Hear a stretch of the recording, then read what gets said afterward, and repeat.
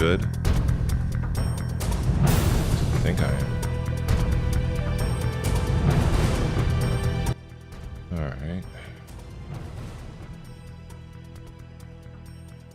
Oh boy, so much news today.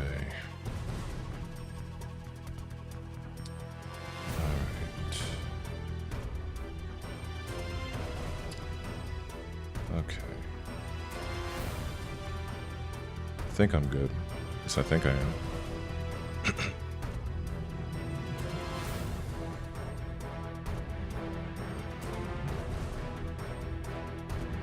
Let's see.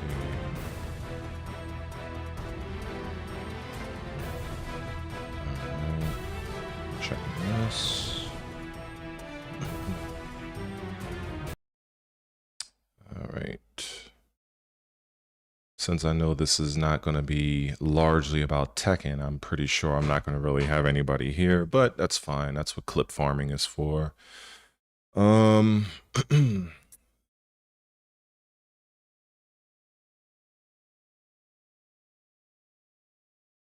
right.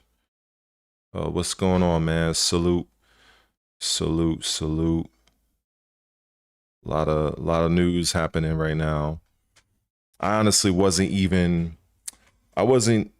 planning on doing anything. But maybe about, what was like 2 hours ago, heard a lot of I mean, I'm still kind of like a little bit in disbelief. This is like pretty significant. So I saw an IGN article saying that good old Phil, he decided to step down, and well, you know, that that was not what I was expecting on seeing today. And I already knew that everybody was going to jump all over it because obviously it's big news. And when I went to the comments section of the IGN article, you know, I left a few comments because, you know, I couldn't help it. You know, people talking shit and like, oh my God, it's all over. Microsoft is doomed. And the usual is people have no idea what the hell they're talking about. But yeah, I was deciding, I was like, maybe I should just do a video.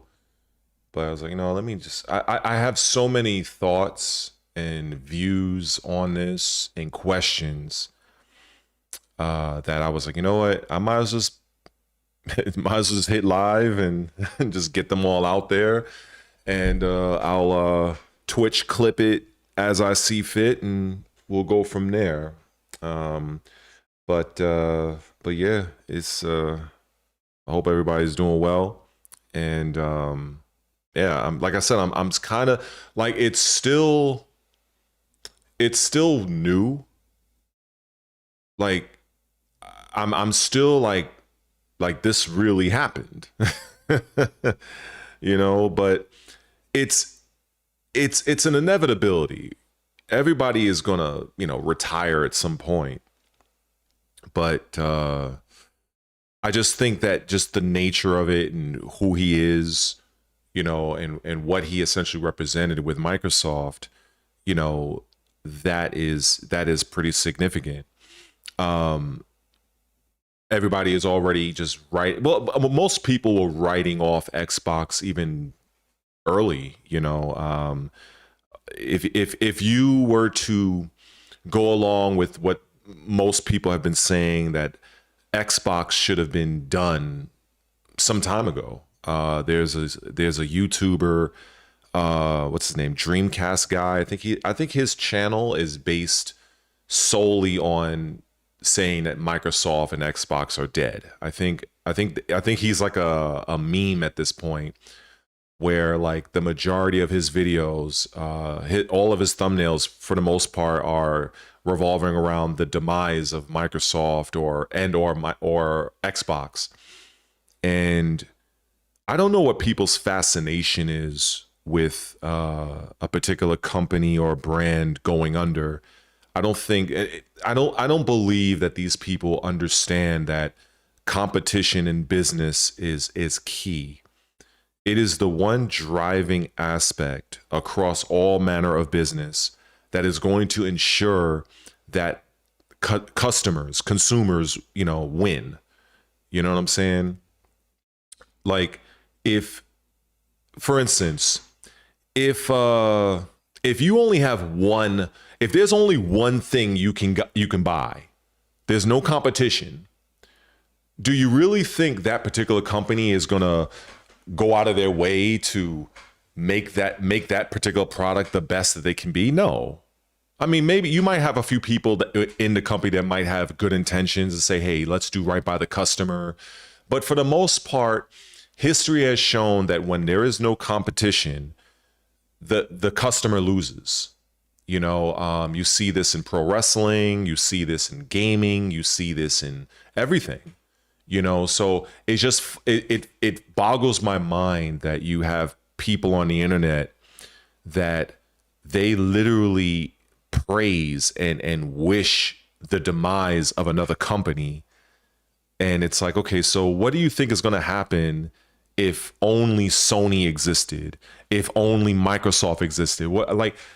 This is why it's hard for me to have any meaningful debates with people like this, because while I don't know everything, but I do feel that I know more than the average gamer.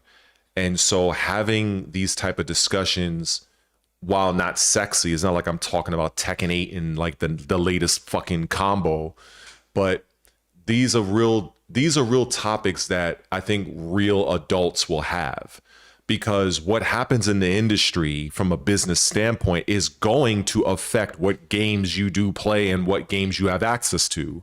So it's just funny to me when these people just seem to not be able to wrap their head around this reality. What up, Quake?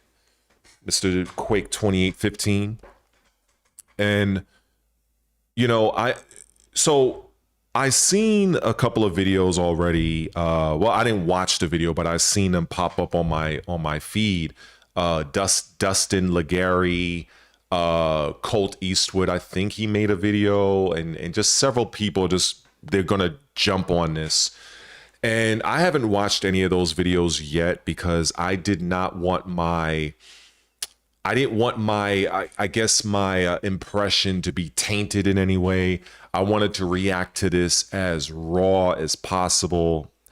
And, so over the course of me being live, I am going to be like an investigative reporter, and I'm going to be scouring. And I guess people who, they decide to tune in, they tune in. If not, they can catch it on the flip side. I wanted to understand, who is this woman that is going to be taking over. I think her name is Asha Sharma. Interesting name. I wanted to understand who she is, what she's done, what is her message. When I was setting up my website links before I went live, I seen good old Jeff Keighley. He pretty much reposted her initial statement, and so I went over to her X account, and I skimmed through it, but I wanted to save it for this stream, because it's very important to understand who this woman is. Much like I wanted it, and I did do a little bit of a deep dive on Amy Hood, who is the Microsoft CFO, as Chief Financial Officer, because there was a lot of talk going on that she instigated, speaking about Amy Hood, that she instigated this 32% profit margin or something, 30% profit margin that she wanted Microsoft to enact moving forward. And then I was hearing conflicting reports saying that wasn't true. And believe me, it is like being on the internet and trying to get accurate news is not that easy, because you'll hear one thing, you'll hear A, and then you'll hear B on over this side and C on this side, and you just don't know where the hell to go. And I guess it's much easier just to go with whatever the talking points of the masses is going toward, that's what people tend to do because they don't have much critical thought thinking. They don't think for themselves. There's nothing wrong with gaining information, but weigh that information against other things. You know, it's like getting a second opinion, you know, from a doctor. You know, you get a second, third, fourth opinion, you know. That's what I typically aim to do. And so I already know I'm going to be yapping a lot in this stream, so I made sure to get some water because there's a lot to unpack. I'm not this super structured person, you know. I'm not trying to be some CNN reporter, you know, but it's just it's going to be very interesting in the coming days and weeks. I'll say that much. But yeah, I'm hoping everybody is doing fine. Which I'm pretty sure it's what, like 5 people here, if that. Oh, 6. Okay, I'm surprised. Besides, if anybody wants to ask me a question or just share their thoughts in the chat, feel free to do so. You know, I think, you know, I feel like this should be an open discussion. But yeah, this is pretty significant. I also what I also want to talk about, and it is a bit of a hot topic right now, and is that this discussion of AI. And I'm just going to say right now, just to kind of get this out there, out in the wild, AI is here to stay unless there is some sort of cataclysmic event that happens on planet Earth. AI is going to be the new de facto thing. I understand that there's a lot of gamers that don't like it.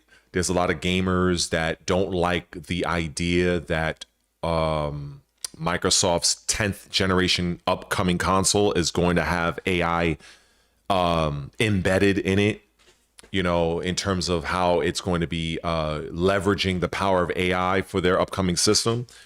I think I even saw, I think it was like about a week ago, maybe 2 weeks ago, I think the game Fatal Fury, it's a fighting game. They used some AI assets in one of their trailers. People lost their damn mind.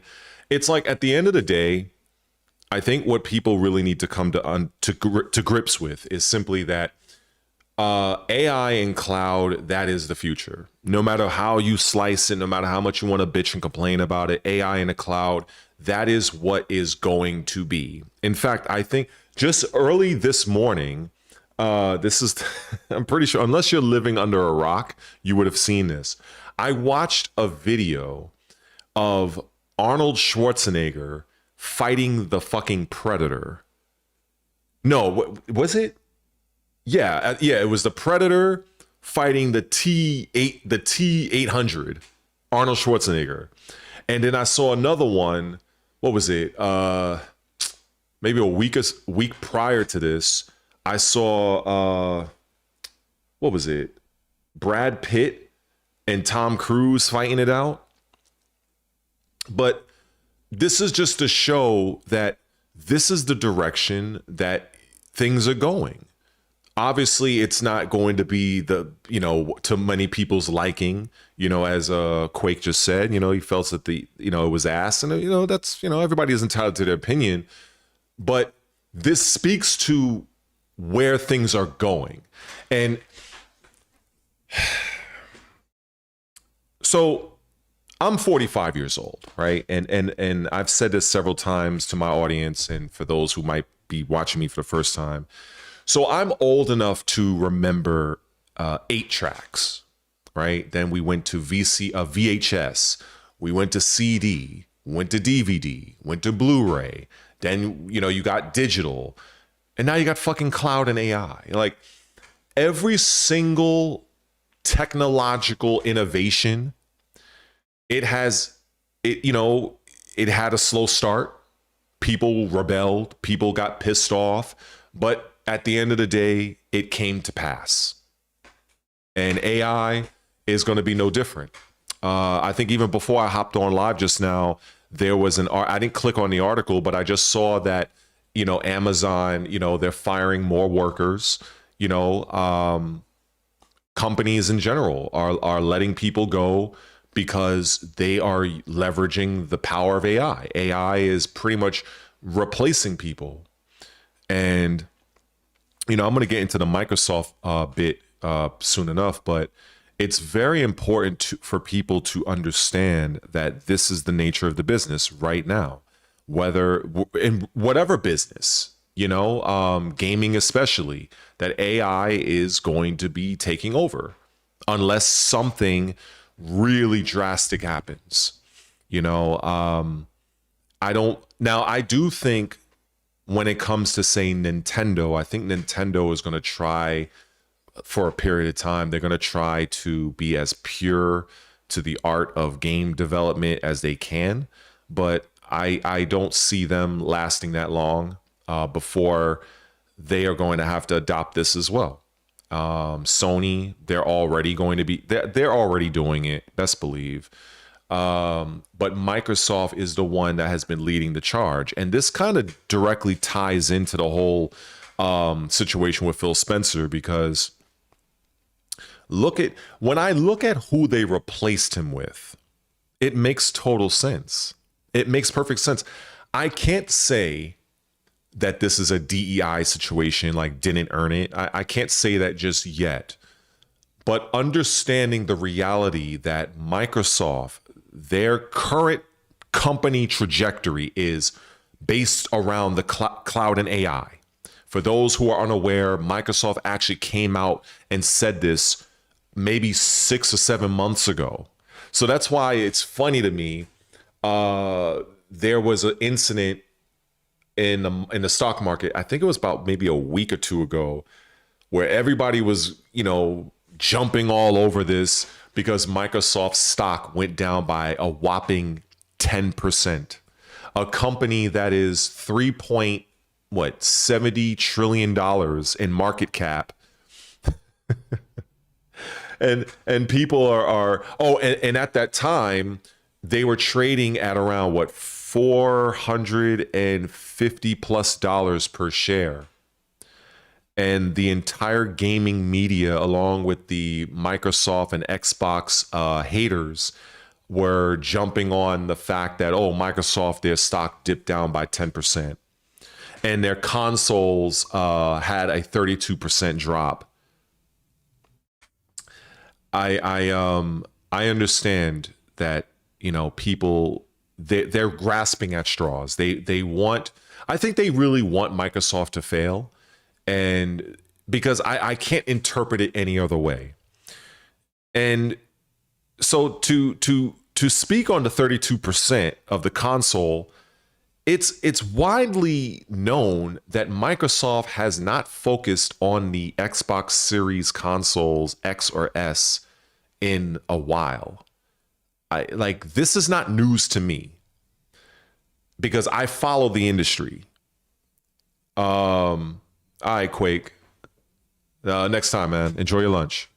You know, it's not new to me that, you know, Microsoft, you know, they decided to shift their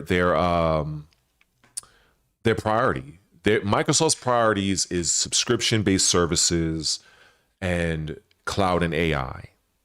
And it's like I've made videos on this on my channel till I'm blue in the face. And it's just a shame that I can't reach everybody. Maybe in another 2 years or so, maybe as my channel grows here on YouTube and Twitch, I'll be able to reach more people. But it's like those people that have that type of reach, and I just listen to a lot of the nonsense, misinformation, the lies, the rhetoric.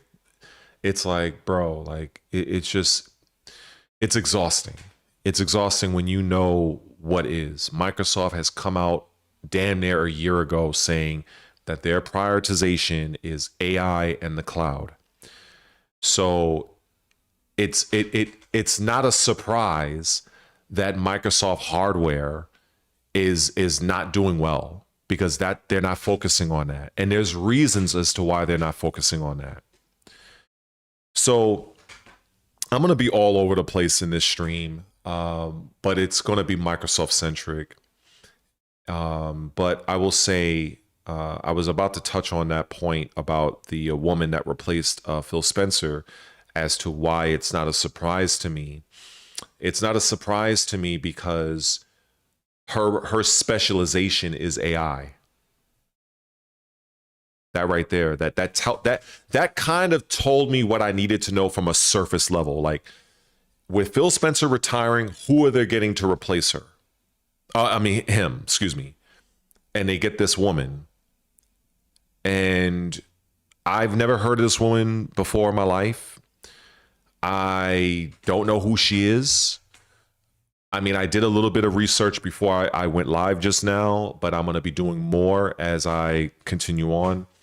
And I don't know. I don't know how this is. The outlook of the Xbox division is going to be even more looked at under a magnifying glass at this point.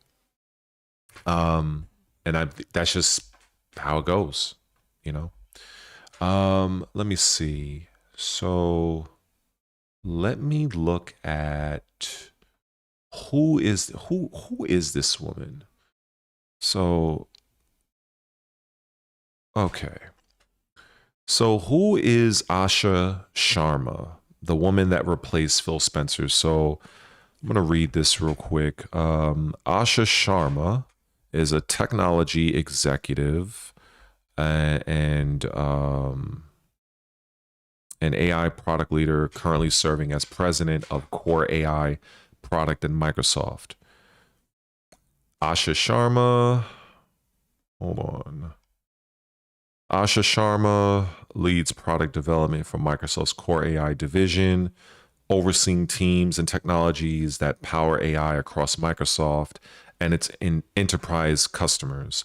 Her portfolio includes Azure AI Foundry, Azure Open AI Service, Azure Machine Learning, Responsible AI, AI Search, customizable APIs, and Azure AI Services, as well as applied engineering, computational engineering, and growth for the Core AI division. Before returning to Microsoft, Sharma was chief COO at Instacart. That's interesting. Where she managed full P&L responsibility, overseeing product design, data science, research, marketing, operations, customer service, and new business. I mean, damn, look like she did everything. She also served as vice president of product at Meta, managing Messenger, Instagram Direct, Messenger Kids, remote presence, and company-wide platform services. Sharma serves on the boards of the Home Depot and Coupang. Never heard of that one. Reflecting her influence in both technology and retail sectors. She holds a Bachelor of Science in Business from the University of Minnesota's Carlson School of Management. In addition to her professional achievements, Sharma is a second-degree black belt in Taekwondo. Well, that's interesting. Lives in Seattle with her family and has 2 dogs. Her career demonstrates a strong focus on AI innovation, operational excellence, and building scalable consumer and enterprise products. So ultimately, that is, in a nutshell, who this woman is. So, yeah, it doesn't surprise me that's who they decided to get to replace Phil Spencer. It doesn't surprise me one bit, and it makes sense. She's definitely very, very qualified in the AI sector, but in terms of her understanding of the console space, I don't know, and I think that's the thing that has people, concerned. It's similar to Amy Hood. Amy Hood, basically, she would be like the financial version of this Asha. Asha is like AI, and Amy is finance. And in both cases with both of these women, neither really understand much of anything about, I don't think anything about gaming at all. And so that, I believe, is the concern. Now, I understand why Microsoft decided to bring in Amy Hood. I understand why they decided to bring her in. I understand now why Microsoft decided to have this Sharma woman replace Phil Spencer. I get it. Because Microsoft, they've decided to go, in the AI, in that AI direction, excuse me. They wanted to go in the AI and cloud direction. So having someone that is basically a savant, an expert in AI, everything, it makes sense. But why put her in control of the Xbox division? They could have just left her where she was, handling all the Azure aspects.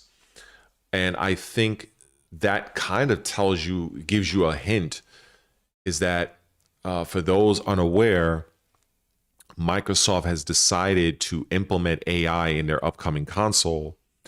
And it's essentially a console that is a hybrid. People say it's more like a PC. And I guess it makes sense to have someone like that, in that type of space. So it's going to be interesting to see how this whole thing plays out. I have my concerns, but I think over the course of time, I think we're going to learn more and more about this woman. So she did give a bit of I guess, an introductory post here on X. Maybe some of you may have seen this. So she says, today I begin my role as CEO at Xbox. Here are my 3 commitments: great games. She puts this in all caps. Return of Xbox and future of play. So if we go over here to the blog, so this is the blog here, and I guess this is her, pretty young woman here. So there's a lot here. So anyway, let me read what Phil says here. I think this is pretty important as well. So let me take an opportunity to read this. So when I walked through Microsoft's door as an intern in June of 1988, wow, 1988, I was 8 years old. I could never have imagined the products I'd help build, the players and customers we'd serve, or the extraordinary teams I'd be lucky enough to join. It's been an epic ride and truly the privilege of a lifetime.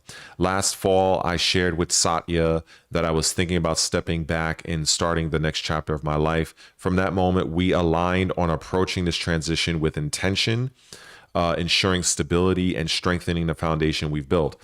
Xbox has always been more than a business. It's a vibrant community of players, creators, and teams who care deeply about what we build and how we build it.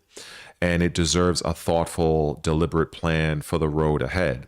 Today marks an exciting new chapter for Microsoft Gaming as Asha Sharma steps into the role of CEO. And I want to be the first to welcome her to this incredible team. Working with her over the past several months has given me tremendous confidence. She brings genuine curiosity, clarity, and a deep commitment to understanding players, creators, and the decisions that shape our future. We know this is an important moment for our fans, partners, and team. We're committed to getting it right. I'll remain in an advisory role through the summer to support a smooth handoff.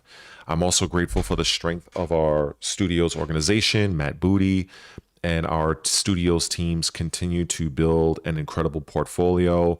And I have full confidence in the leadership and creative momentum across our global studios. I want to congratulate Matt on his promotion to Executive Vice President and Chief Content Officer. As part of this transition, Sarah Bond has decided to leave Microsoft to begin a new chapter. Sarah has been instrumental during a defining period for Xbox, shaping our platform strategy, expanding Game Pass and cloud gaming. supporting new hardware launches, and guiding some of the most significant moments in our history.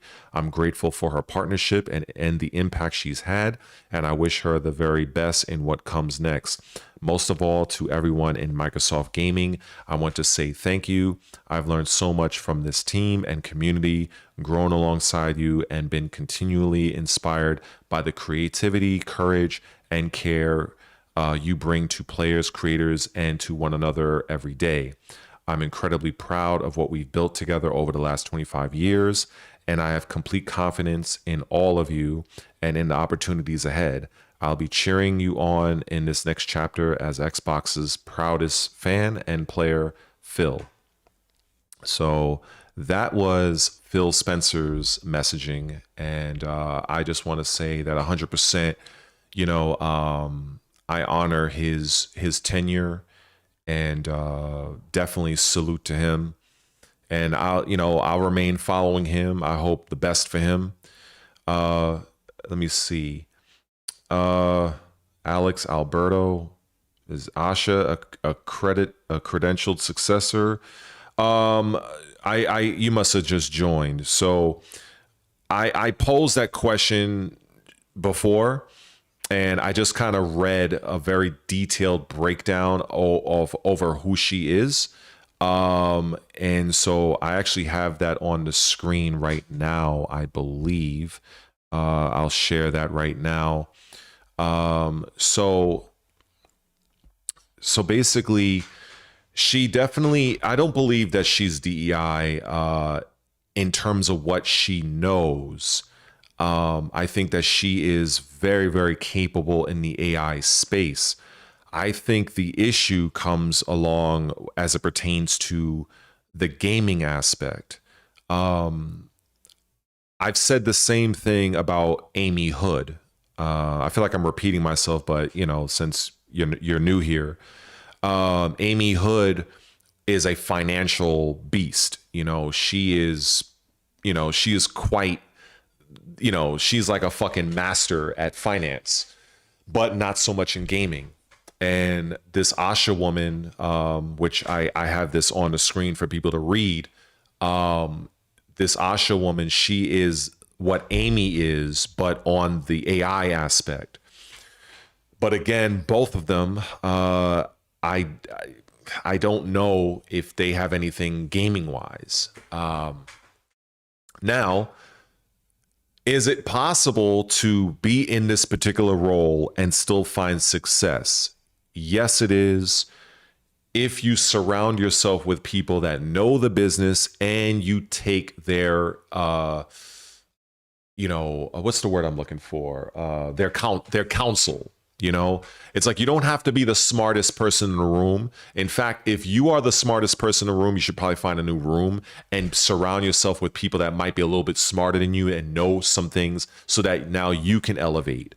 That's generally how the old saying goes on that front. But it's going to be interesting to see how this goes. Her initial statement that I just read not too long ago was, she seems to have a commitment to the Xbox division in terms of its games. I believe that as we transition, and this goes beyond just Microsoft, this is Sony and probably even Nintendo as well. AI is the new thing. That's the next step. No matter what people want to bitch and complain, AI and the cloud is basically what's going to happen. The industry is going to move forward. People they're going to be kicking and screaming, but either they're going to fall off and do their own thing, but the industry is going to move forward as it has always been. So it makes a lot of sense to me that given the direction that Microsoft as a company has decided to go down, which is AI, cloud, and subscription-based services, it makes perfect sense knowing that the 10th generation Xbox console is going to be leveraging AI in its games and development moving forward, that you would have somebody like this Asha woman spearheading this. I understand that there's going to be a lot of people that's going to be upset. People are going to be like, I don't know. I don't know. I expect that. I'm optimistic. I'm optimistic. But, you know, we'll see. We shall see. We shall definitely see. I think whatever happens is not going to be something that is going to be visible in the first couple of time. Like, you're not going to notice these changes right away. You're going to notice them as a couple of years pass by, because you're going to, like, we when you have a major shakeup like this, what happens is you're looking to see what is going to be made in the future. What projects is she going to greenlight? What direction is the game's going to go down? And it's impossible to know that right now. What I will say is, you know, again, I've done this many times on my channel, unlike others. When I look at the financial aspect of it, Microsoft did have a slight dip in their stock, which is to be expected, about, I think it was like 0.33%, which isn't much, but when we're talking about $1 trillion company, that every little change matters, at the announcement. So Albert, you say you understand. I'm curious if Phil is retiring in the sense of going on permanent vacation or retiring from the gaming industry. You know what? That's a great question. That's almost the same question from a fighting game standpoint when Katsuhiro Harada retired. He's basically the one that made the Tekken franchise what it is today. And once he stepped away, many people in the Tekken community were saying the same thing. Like, is Harada retiring just from game development? Is he retiring from the gaming industry? Like, so we don't know. You know, the only thing that we can hope is if you continue to follow these people and you stay up on what they plan to do, which is what I'm doing with Harada, and I will be doing the same thing with Sarah Bond and Phil Spencer.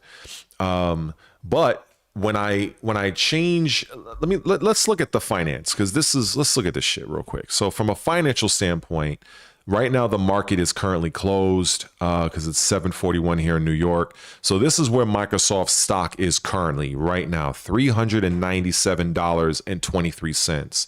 So just to kind of just to have a little bit of fun here, just to show you Sony's stock, just by comparison, because I think people say, oh, Microsoft is dead. This is Sony's stock.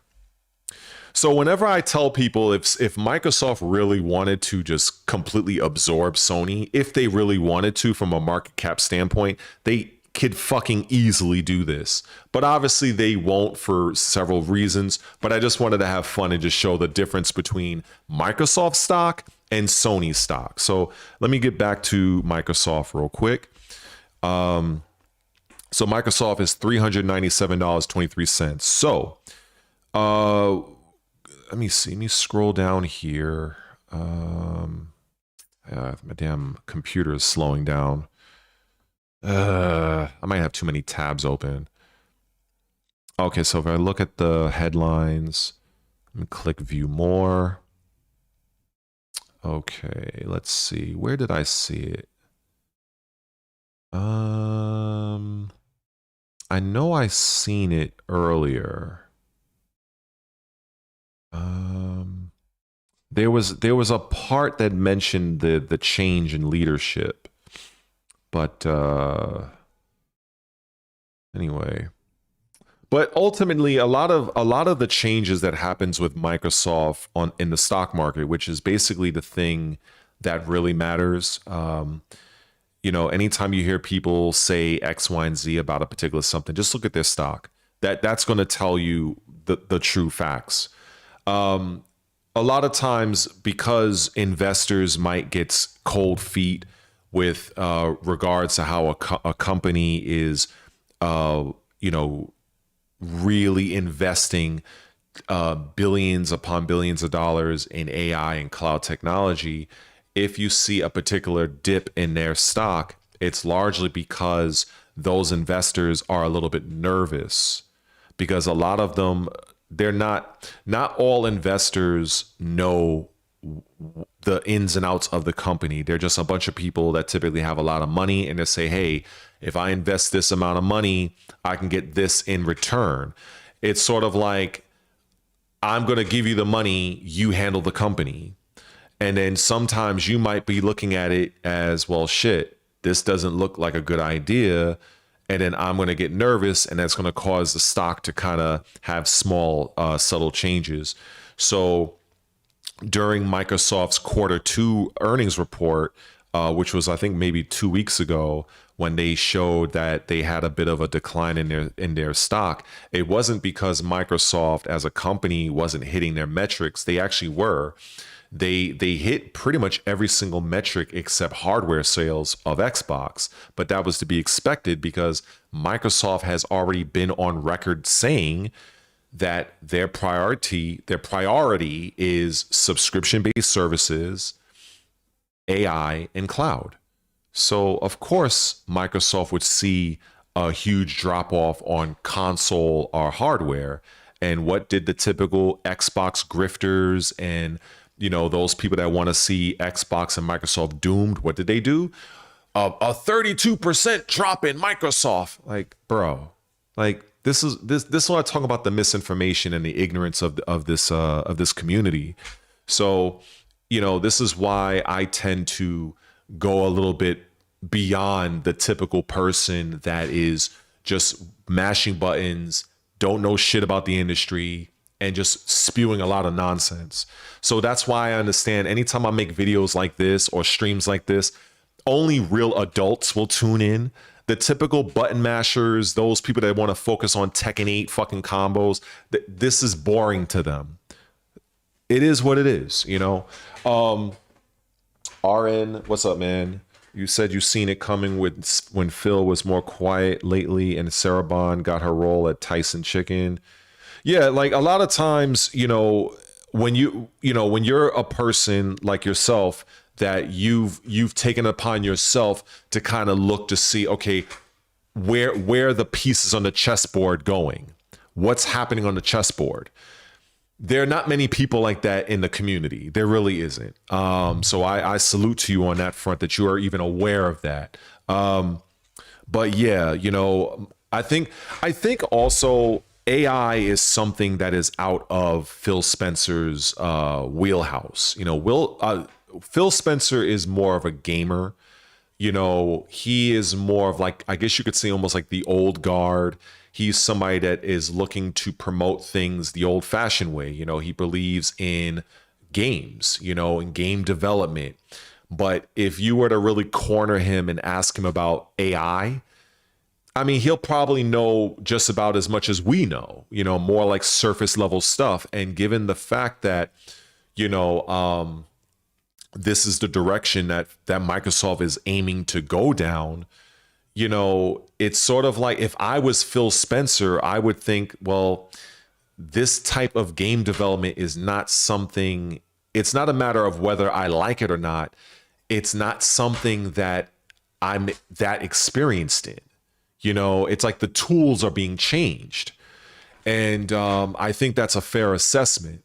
Now, of course, there could be other things. Maybe, he's been in Microsoft for what? 30, I think he's been in Microsoft for 38 years, which is insane. So much like Harada, when it came to Tekken, when you spend so much of your life doing something, at some point in time, you're going to retire.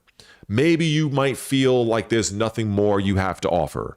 You might look at the development tools of that particular company or that particular game, and you're like, something, things are going more down this AI route, and this is something that's just out of my understanding. And so it could be a number of things. It could be health related. It could be anything, But I like to think that, given what we know about Microsoft right now, you know, they are going down that AI world, you know, and this is why I tell people, look, no matter what you say as a gamer, as a industry insider, AI, unless something wild and crazy happens to where the whole thing just collapses, if that doesn't happen, AI is going to take over your movie production. It's going to take over your TV shows. It's going to take over your fucking. It's taking over now. It's literally taking over now. So it's like all of this hate. Fine, I can understand people not liking something, but you have to come to that understanding and that look, this is what is. And so, you know, I'm going to repeat this several times in the stream that it makes sense to me as someone that is very well versed in the understanding of how this game industry works and the ins and outs of Microsoft beyond mashing buttons on a controller. It makes sense that they nominated this woman who is an AI savant. She is a master when it comes to this AI shit. Why she has been tapped to go in with the CEO of Microsoft Gaming. It makes perfect sense to me. So I would say if Microsoft was not leaning on AI for their games division, if they would have named or nominated her the way they have, I would have definitely said DEI at that point. But because this is the direction, this is the mandate that Microsoft as a company is going down, I don't believe this is a DEI thing. I don't. I really don't. With what I know now. Now, maybe something will come out tomorrow or next week, next month that might change my mind.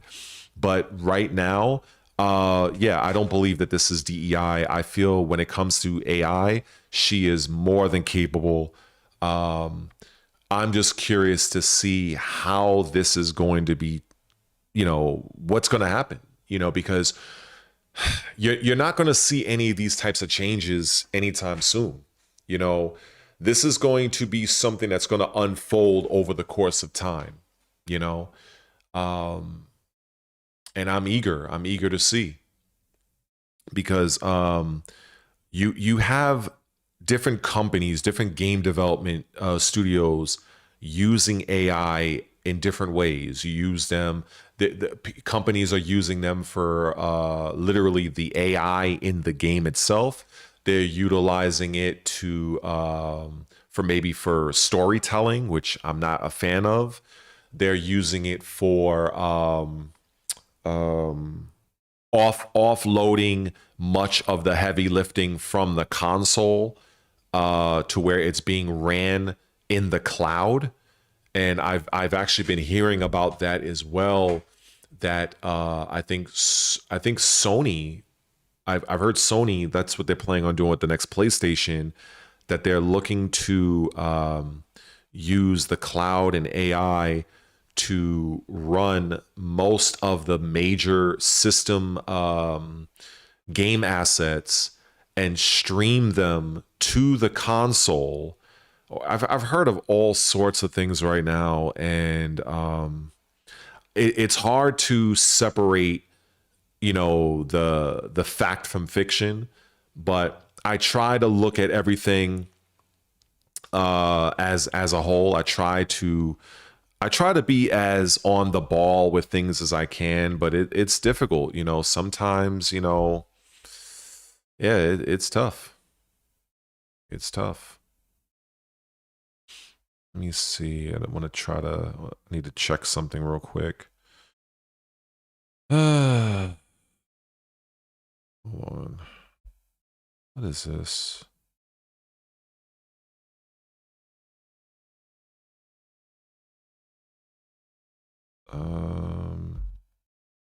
I really need to set up my Twitch moderation.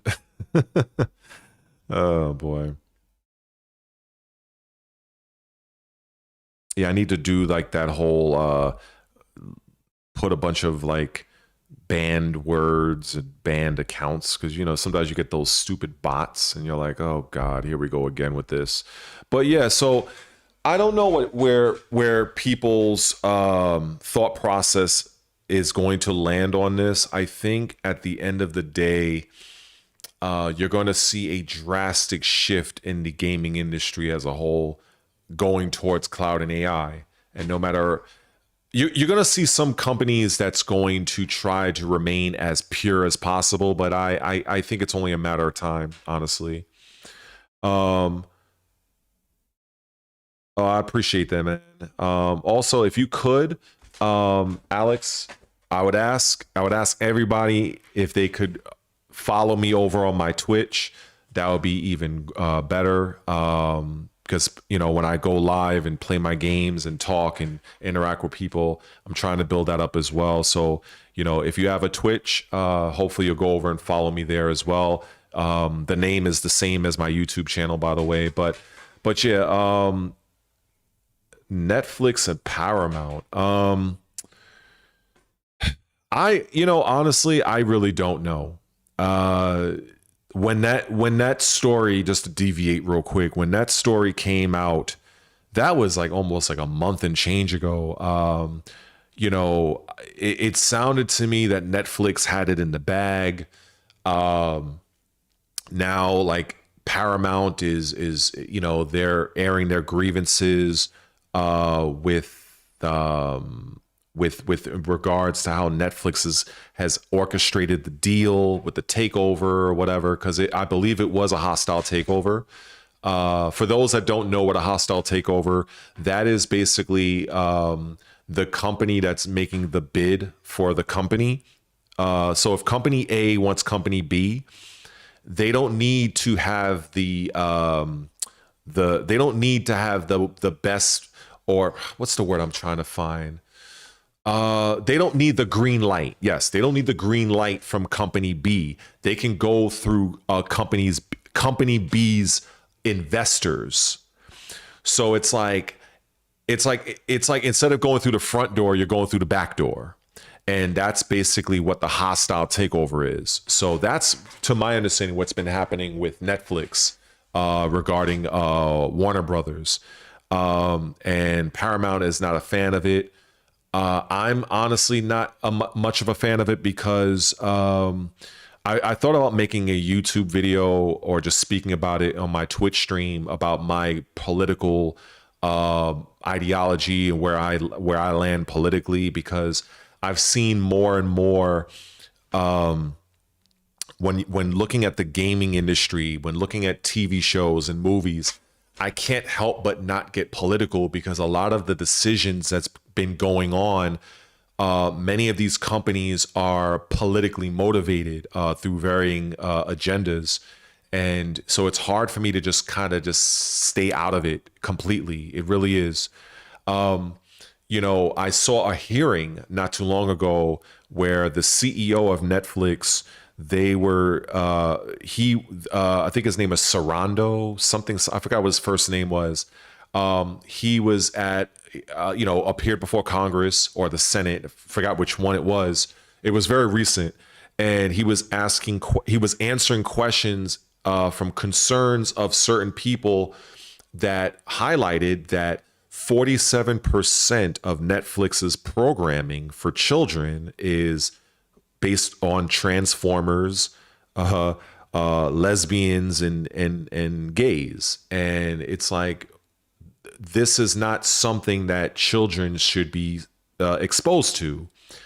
And, that's grossly concerning. And then also the other issue was, if you absorb, like the congressman or the senator, I forgot which one, so forgive me on that, was asking that guy, the CEO of Netflix, saying, well, if this merger were to take place, how would this look in the future in terms of Hollywood? How would this look in terms of employment here in the United States? And how will AI affect this? How many people will lose their jobs? It was pretty intensive. It was very intensive. So a lot of it, this guy, he didn't really answer anything. He was dancing around the issue. I'm not a fan of that. And I'm concerned if Netflix does get Warner Brothers, because I can tell you this, anybody that is looking forward to a really good Mortal Kombat game, you're not going to see it under Netflix. Netflix would not allow that type of game to exist in the way that we know it to be. So there would be a lot of changes if Netflix actually fully acquires Warner Brothers. But right now, I don't know where the current state of that lies just yet right now. But I think it is an ongoing story. Hopefully that answers Mr. Alex's initial question. But what's this? We got, what is this? Light 3184. Oh, okay. I mean, I guess this guy is a troll. So he says that he believes that Xbox is dead. Phil and Sarah was fired, according to him. And Phil couldn't get you bots. I guess he's speaking about me being an Xbox guy. He calls us bots. These, I'm just reading this out because this is to illustrate, this is the type of no counts to society that spews a lot of the lies and the bullshit. So he goes on to say, Phil couldn't get you bots to buy games, so Microsoft kicked him and Sarah out of the office. Xbox dead, Xbox dead, Xbox as good as dead. And Phil, so chances are this individual is, if this person is a grown adult, I would be, it's shameful.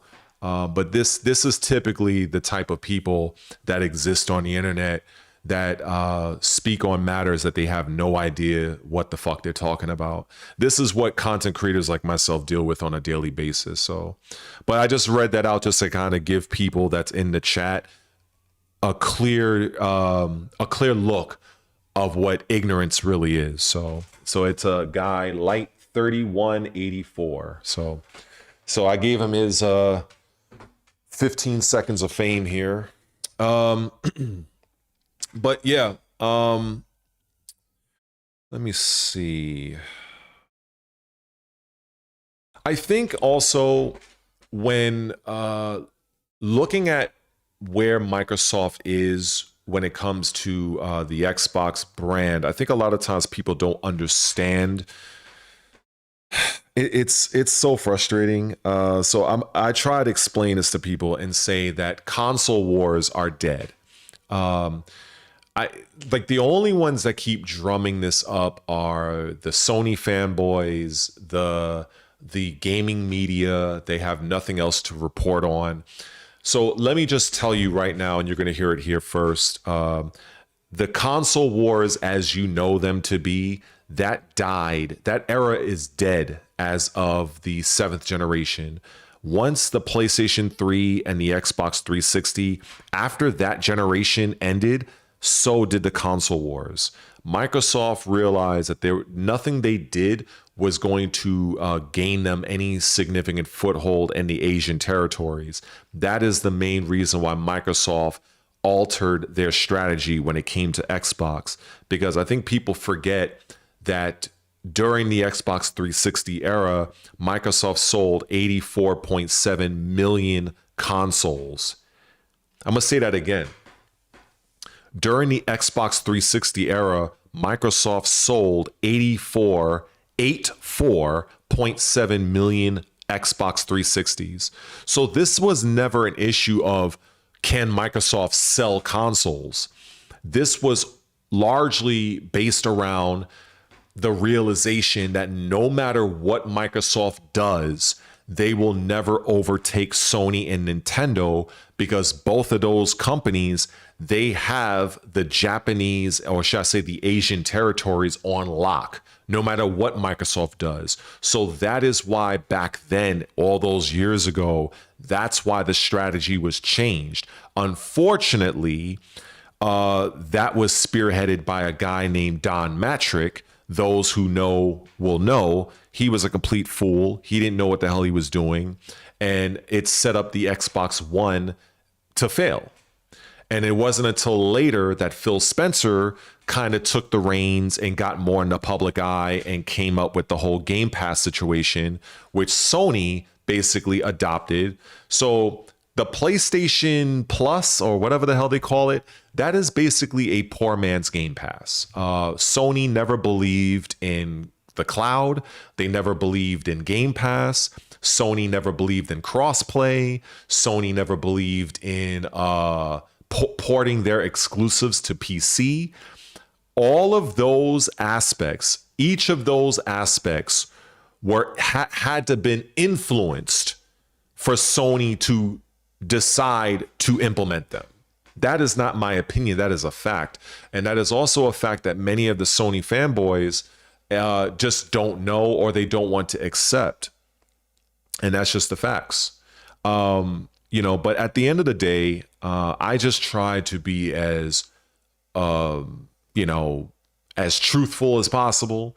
You know, like I said, these sort of videos are not like sexy. So I never expect, you know, I would be surprised if I even have 5 people listening in, you know. So because I understand when it comes to the business side of the industry, this is something that people don't really care about.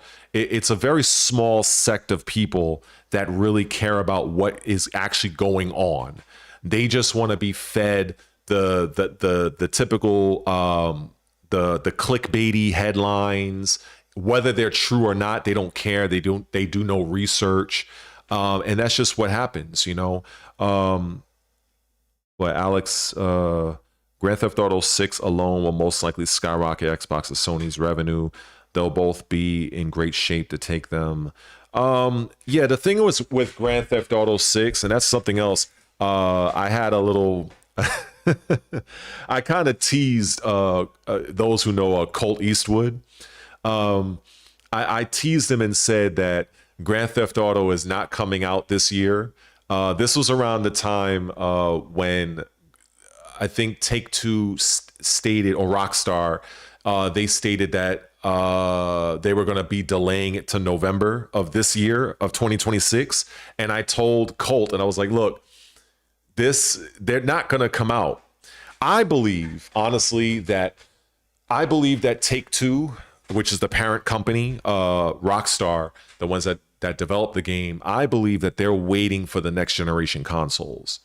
This is the main reason why they have been delaying the game repeatedly. Grand Theft Auto 6 I'm talking about. Because, and I told Colt, and I'll tell everybody here that might be, you know, bothering listening to me yap about this, they don't want to have a Cyberpunk 2077 situation. That's the thing. They don't want to have that, because you have to know this. Many of these larger gaming companies like Namco, Capcom, Square, all of these big companies, they observe what goes on. You don't think that Rockstar and maybe Warner Brothers and other companies did not notice what happened to CD Projekt Red when they released Cyberpunk 2077 at launch, and it basically bombed? And it bombed not because it was a bad game. It bombed because during their development cycle, they added more and more onto that game, to where the Xbox One and the PlayStation 4 could not fucking run the game. But they spent so many years advertising that the game is going to be released on those systems that they were in a catch-22. Because I can tell you this much, when I had Cyberpunk 2077 and I bought it for my Series X, I had no problems. Well, no. Back then it was my Xbox One X, sorry. I had no issues with the game. None. The game worked just fine for me. But people that were on, you know, the Xbox One and the PS4, yeah, the game was horrible. I laughed. I was laughing my ass off watching some of the videos people were posting.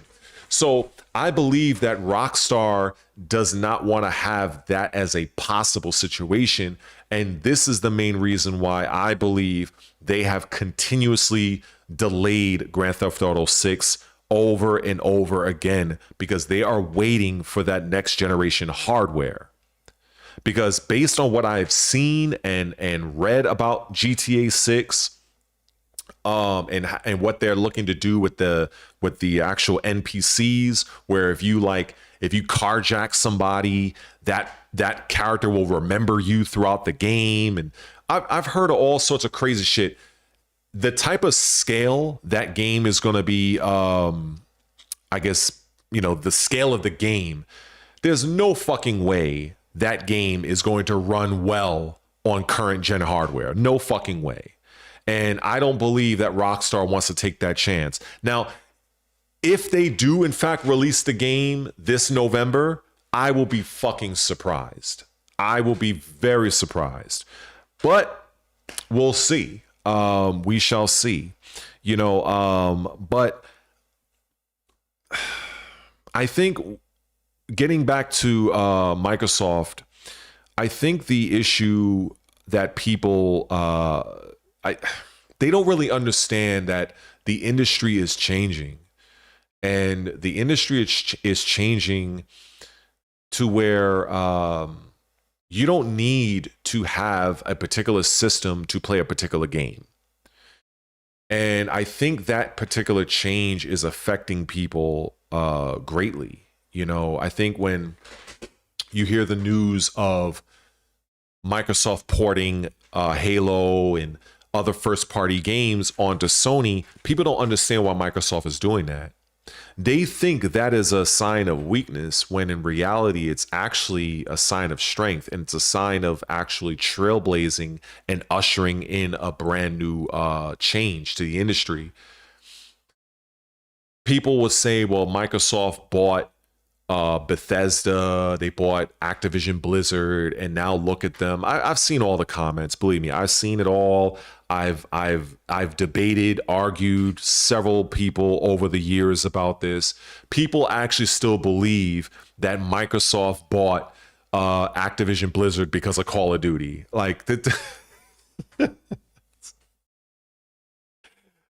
this is why, like, a lot of times I can't talk about certain things with some people, because if people really believe that Microsoft decided to go after Activision Blizzard because of Call of Duty, because they wanted to keep Call of Duty off of PlayStation, these are people, I laugh at them. I laugh at them. What's up, Real and Television? What's up, man? I laugh at these people. So I'm just going to say this right now, just put this out there. Call of Duty had absolutely zero, and I mean zero, to do with why Microsoft decided to go after Activision Blizzard. I want that to be perfectly clear. The main reason why, and you can go to all your favorite content creators that got like tens of thousands of fucking subscribers and followers on Twitch, they don't know this shit and they will not say this. The main reason, and I'll get to the chat. I just saw people. I don't want to lose my train of thought.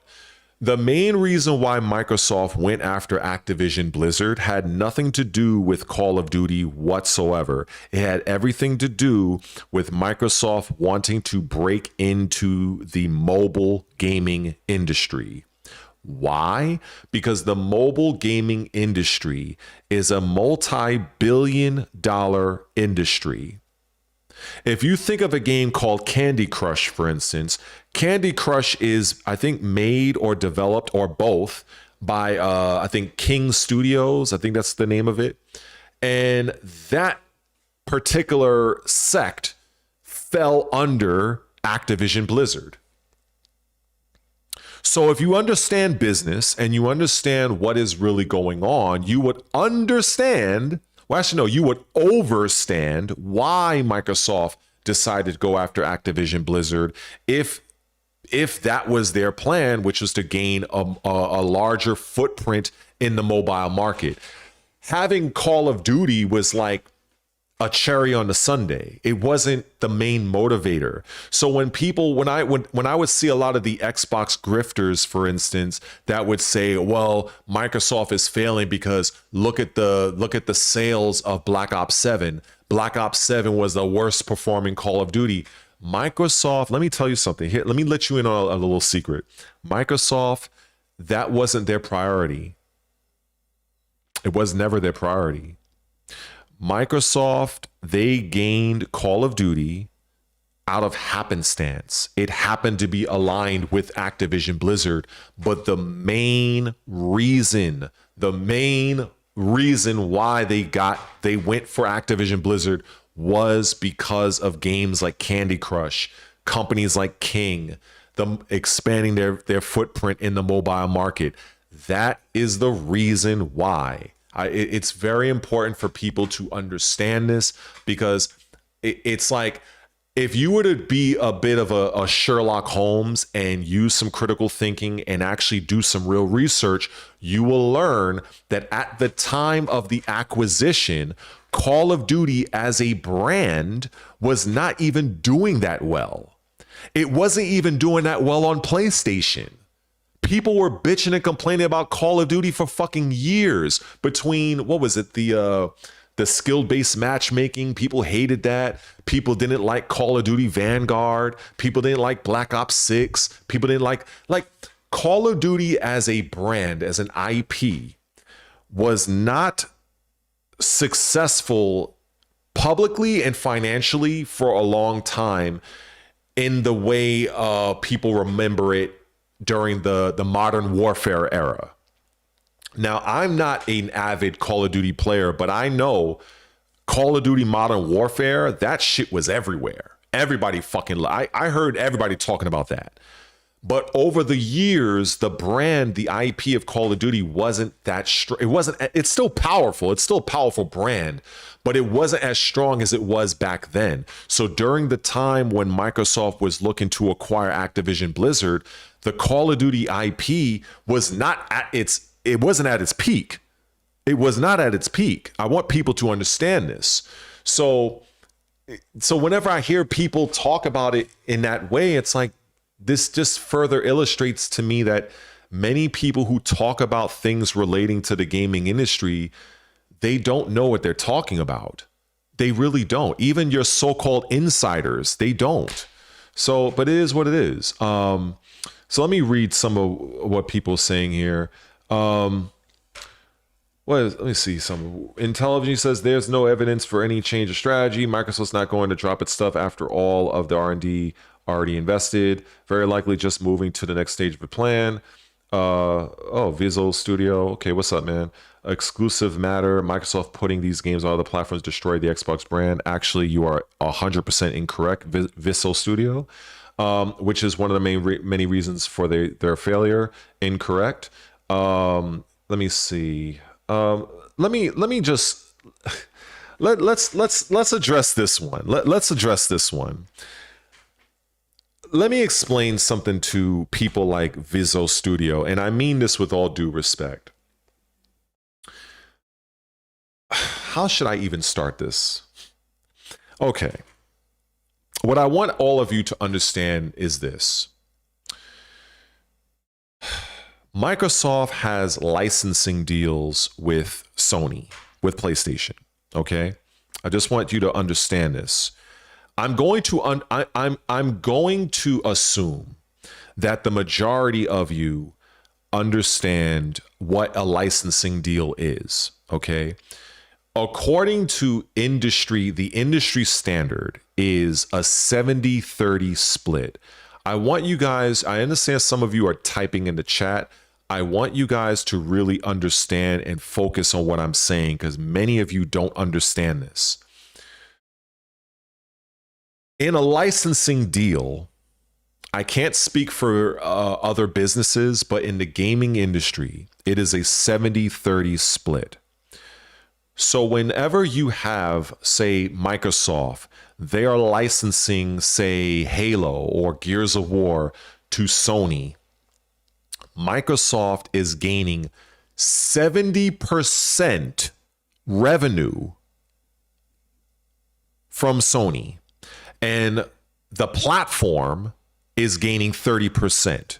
So every single time a Sony user buys a Halo or Forza or Gears of War on PlayStation, 70% of that sale is going to Microsoft. I hope, I'm going to say it again. If you are on PlayStation and you buy Gears of War E-Day, Forza Horizon 5, or I think it's Forza Horizon 6, I forgot what number there are, 6 or 7, whichever one it is. If you buy Fable or any Microsoft published game, if you buy that game on Sony hardware in their ecosystem, Microsoft is getting 70% of that money. So if you buy Gears of War, it's probably going to be like $69.99, about $76 and change. That means 70% of that $76 and change is coming back home to Microsoft. I want people to understand this. 30% of that is going to Sony. Now, what some of you smarter individuals may say is, well, it's actually 30 to 40% because you've been hearing that number floating around. So let me explain that, because unlike a lot of people, I'm very much tapped into this. And also, please follow me over on Twitch, for the love of God. I'm trying to build my Twitch numbers. So please, if you're checking me out on the stream here on YouTube, please go over to Twitch. Drop me a follow. It's not going to kill you. But anyway, I digress. So when you have that particular arrangement, 70% of that $76 and change is coming to Microsoft. When you hear the 30 to 40% number, what that means is what Microsoft is profiting. That's what that means, because you also have to factor in the money that it costs for, like, you know, other things like, you know, taxes and distribution and other things, right? So basically think of it like this. You buy a Microsoft game on PlayStation, whatever amount of money you paid for that game, 70% of that money goes to Microsoft right off the top. Now, that 70%, 30 to 40% of that 70% is direct profit to Microsoft. And the remainder goes toward taxes and other things. So hopefully you guys can leave me a 1 in the chat that you understand, hopefully, and maybe a 2 that you don't understand, you know. Because I know I don't have the most active of chats because I'm not Asmongold or Penguin Zero, but hopefully I'll get there. So yeah, so that's the thing. Because a lot of times people are very ignorant when it comes to how business actually is ran, the type of strategies that are employed, the type of pivots that a company will make. A lot of times people will, a lot of times companies, they do different strategies. And a lot of times those strategies and as those campaign initiatives, the typical person, it goes right over their head. It goes right over their head. Mr. Studio, the objective was not to sell hardware, sir. The objective was not to sell hardware. Microsoft has said this, and maybe this is like, maybe you're just not tapped in, with all due respect, but I'm going to try to educate you as best as possible. Microsoft has long since stated that they are changing. Sir, Mr. Visso,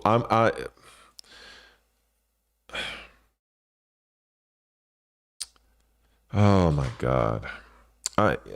This is the thing that really, it's very taxing. Oh, what's up, Chains? I see you over on Twitch. What's up, bro? I'm dealing with the typical chat. Well, some of the chat, they overestimate what they think they know, and they just have it all wrong. They're misinformed. So I'm going to try to explain this again. And this is why a lot of times I try to not look at the chat, because it throws me off, because it's like I'm saying 1 + 1 is 2, but then sometimes people in the chat are saying, no, 1 + 1 is 30. And I'm like, what the fuck? So let me just explain this. Microsoft's current strategy has nothing to do with prioritizing 9th generation hardware sales. I want to say this again. Microsoft's current strategy has nothing to do with selling ninth generation hardware. Ninth gen meaning Xbox Series X, Xbox Series S. They are going to shift that strategy a bit once their 10th generation hardware comes out. But right now, that is not Microsoft's priority right now. Microsoft's priority is subscription-based services, cloud, and AI. That is what they are focused on. That is their, if you love role-playing games, that's their main quest. That's their main fucking quest, is AI and cloud.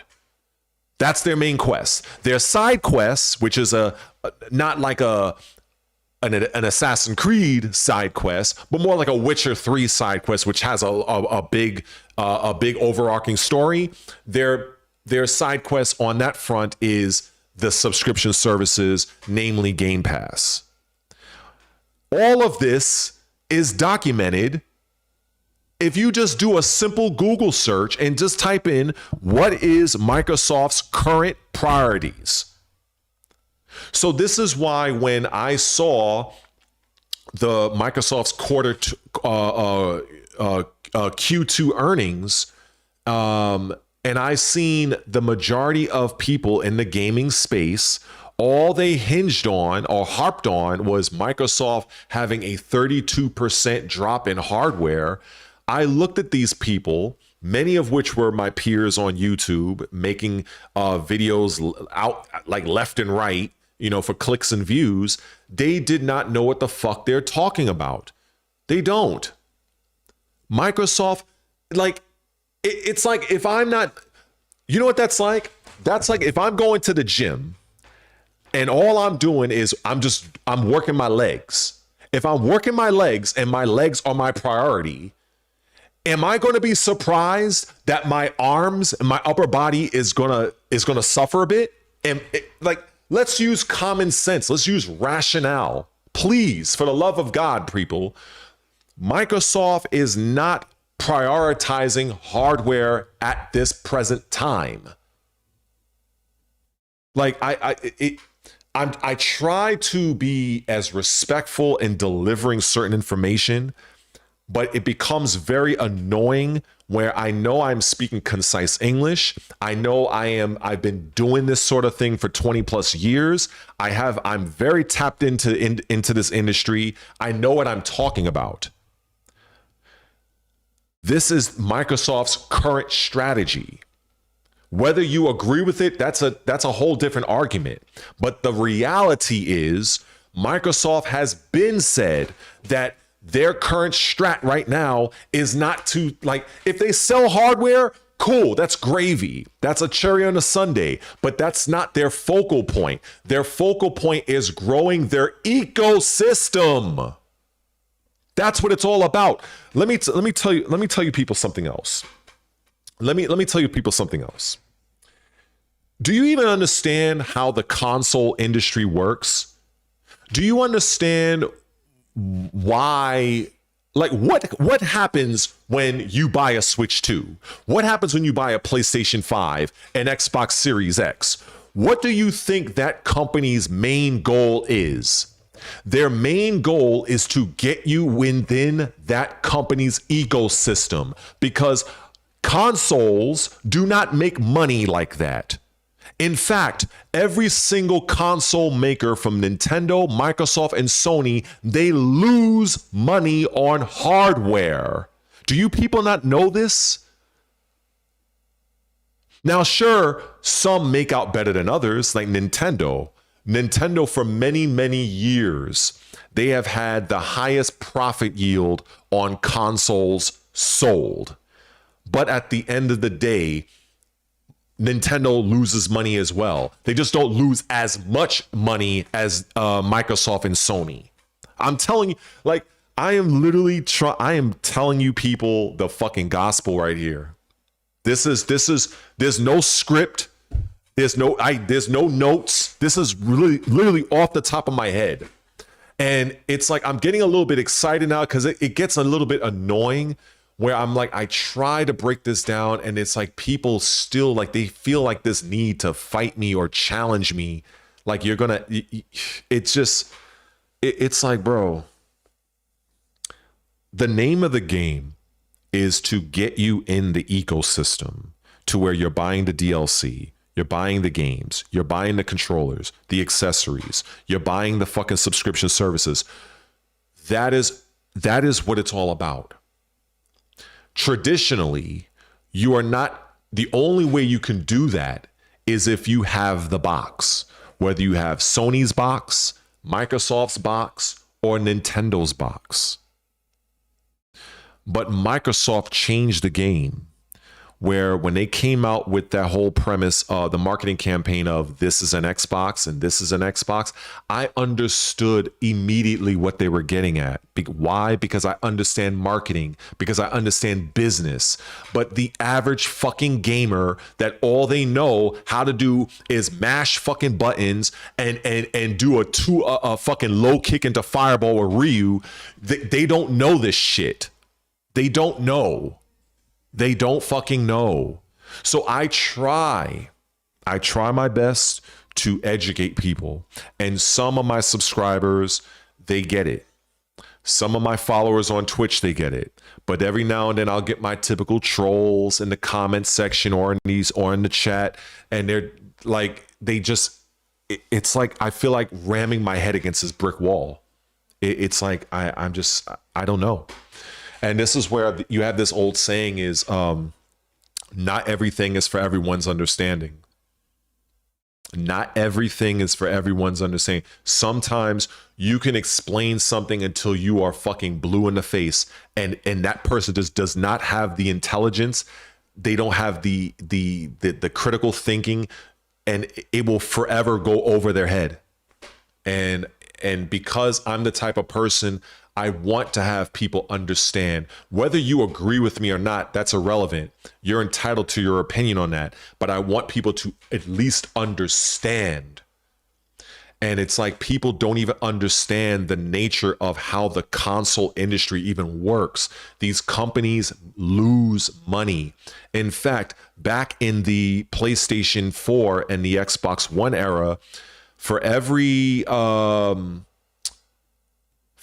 PlayStation that was sold, PlayStation 4, I believe Sony gained, I think either $17 or $19 for every PlayStation 4 sold. So if you bought a PlayStation 4, that means out of that 300, whatever the fucking the money was at the time when it launched, Sony profited $17 or $19. Microsoft was a little bit better. I think they gained about $22 for every Xbox One they sold. This is business, people. And this is not, this is what it is. And I just try what I can to try to share that and try to help people understand that. I do. It is what it is. It's like I appreciate in television that you going in. My thing is I'm not too it does get annoying, but then after a while I just have to just say, you know what, sometimes people, maybe they're just not meant to understand. Maybe they're just not meant to. And because I know this, I love gaming and I love it so much. I want to understand the game, not just the video game. I want to understand the game of business. And I wanted to understand, why is Microsoft putting all of these games on PlayStation? Like what's in it for them? And then I taught myself aspects of licensing. And I learned that every time Microsoft is selling a game on Sony hardware, they're profiting. I mean, Sony is profiting as well, but based on industry standards, it is a 70-30 split. That is how it is. Maybe it's like that in other businesses as well, but in the console, in the gaming industry, that is what you have.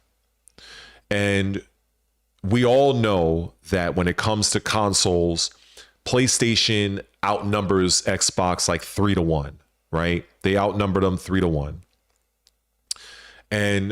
But if you look at it, I've broken this down in some of my other videos and some of my other streams where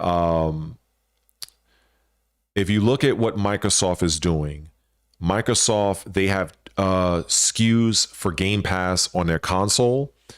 They have SKUs for Game Pass for PC. They have their hardware, which, believe it or not, millions upon millions of people have an Xbox, believe it or not.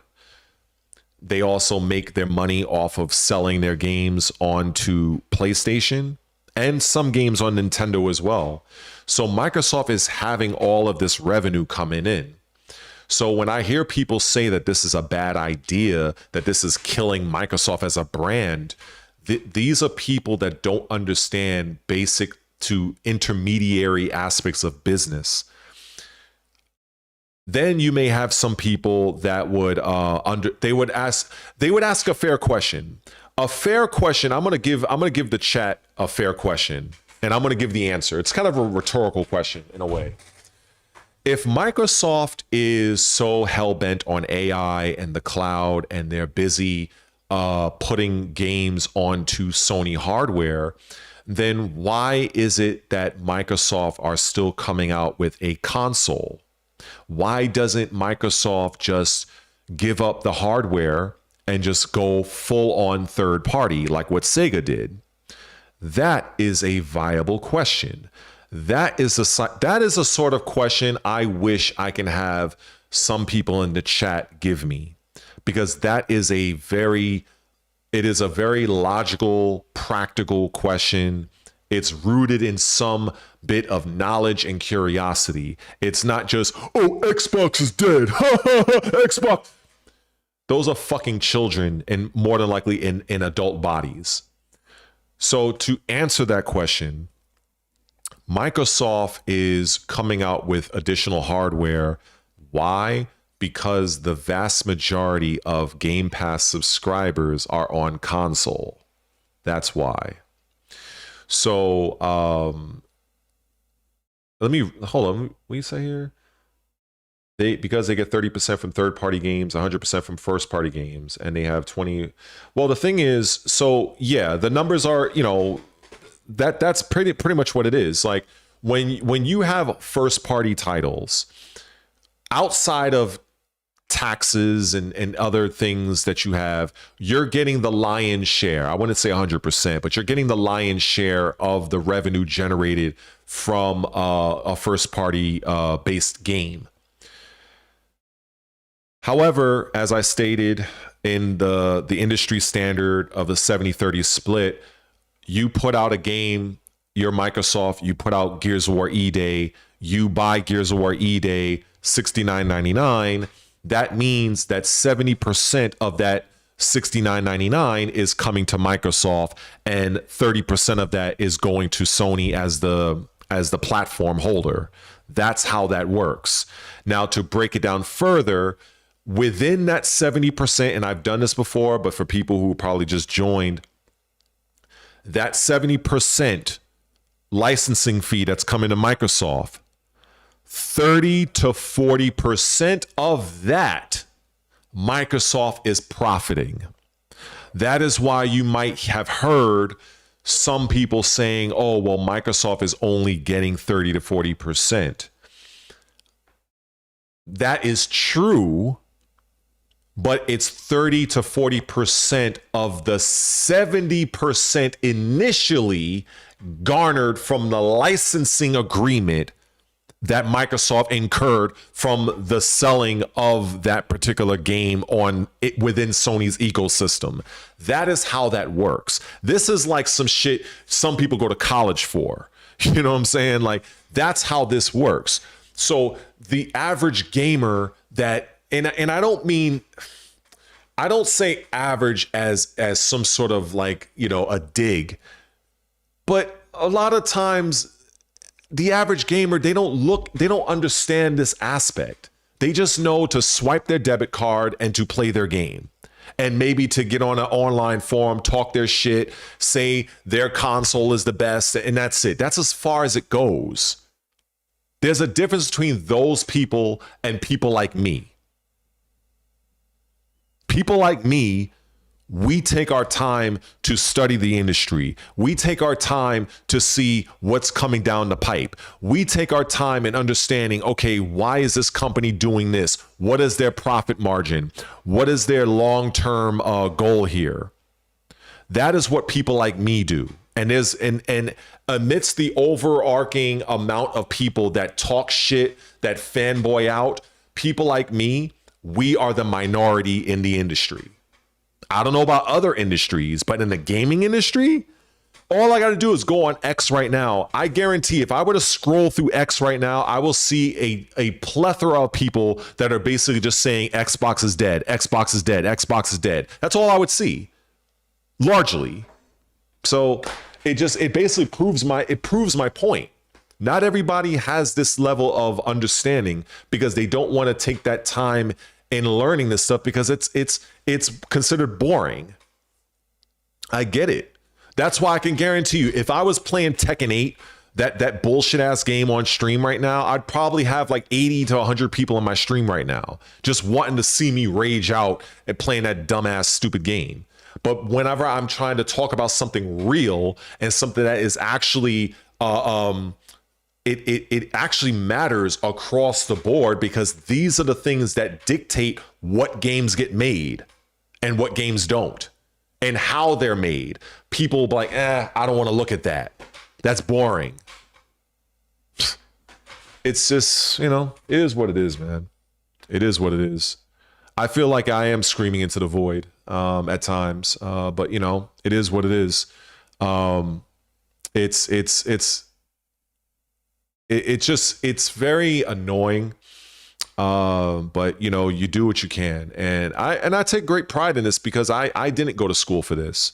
Everything I've learned about marketing, public relations, advertising, economics, I've learned on my own, and I take great pride in that because it was my love and passion for gaming. I wanted to understand what is beyond just pressing buttons. What happens, what's beyond just learning that combo and that doing this 5-hit string into level 3. How did this game get made the way it was made? Why is it marketed the way it's marketed? Why is this character overpowered but this character is low tier? All of this comes down, it is all planned. A lot of this comes down to maybe that particular character that's fucking broken and overpowered. Maybe that's the character that's actually helping driving the sales of the game. So they just want to make sure that character remains strong for the casuals and looks a certain way to get people to buy it from a psychological standpoint and a marketing standpoint. Is the average person going to know this? No, they're not. It is what it is. But at the end of the day, there are so many things to, I guess, rant about, to talk about, whatever. I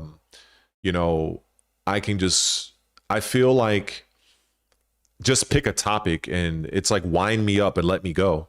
I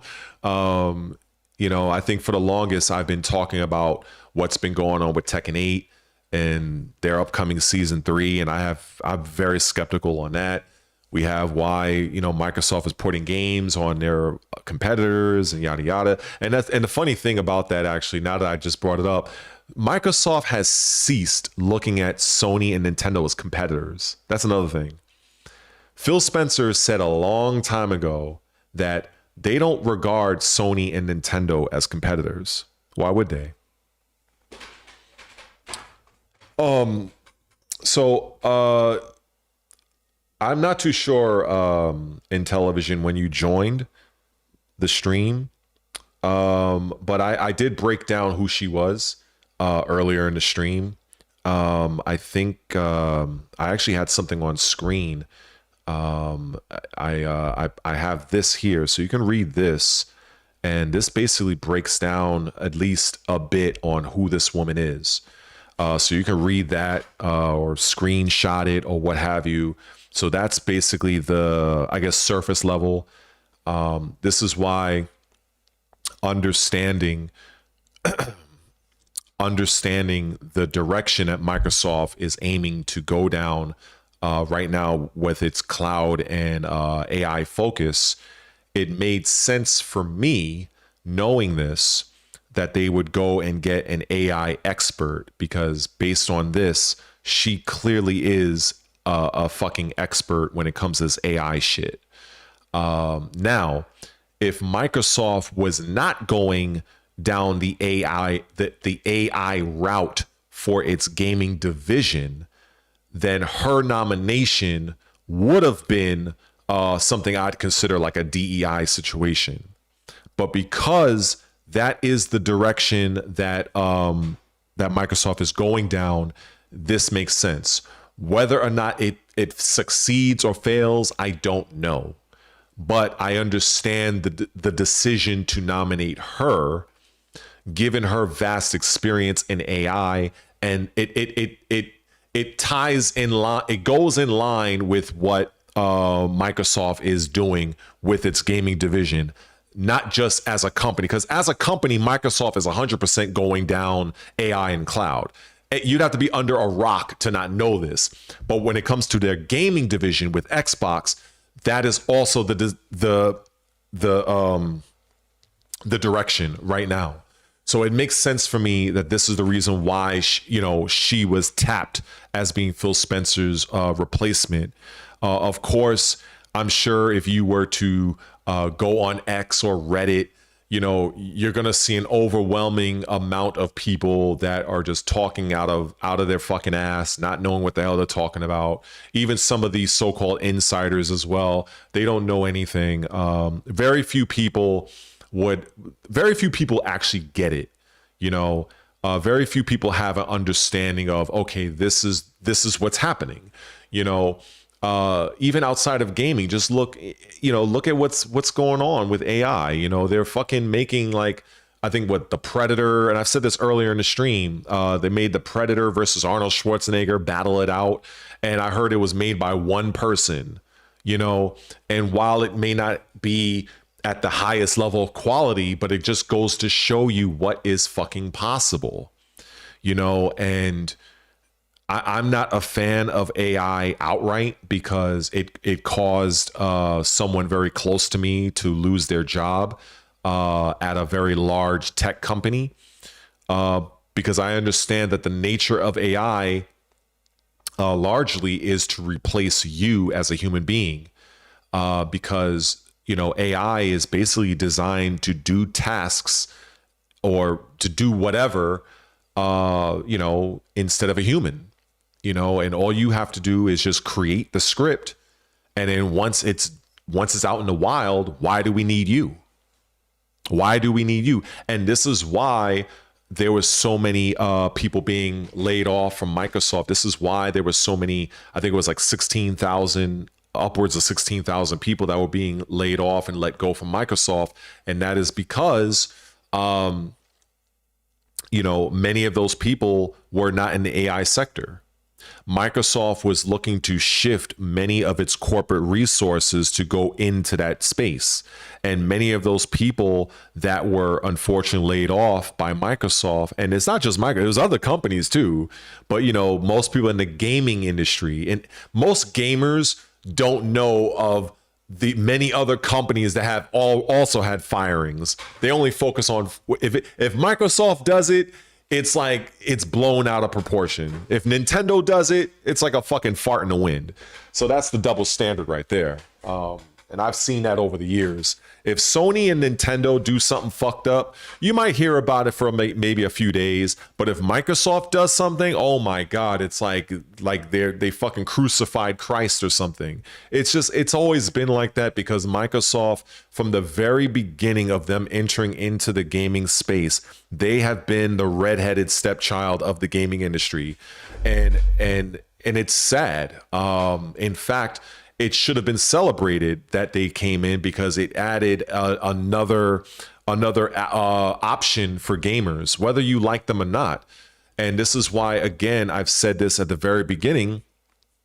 You know, I said this at the very beginning of the stream, where as a consumer, you want to have as much competition as possible, because that's only going to create the best products, services, and games for you as a consumer.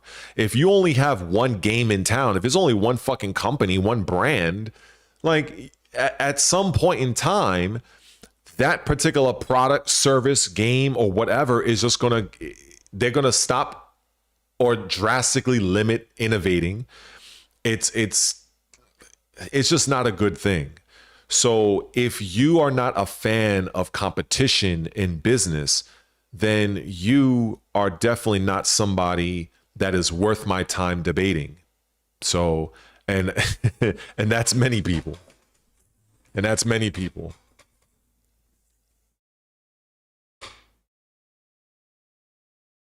Price increases. Many other studios, maybe all of them, will be liquidated. The liquidation usually comes from so one, and if we're talking about, if we're keeping it gaming related,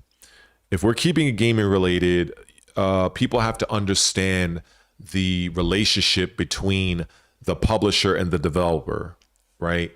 If you look at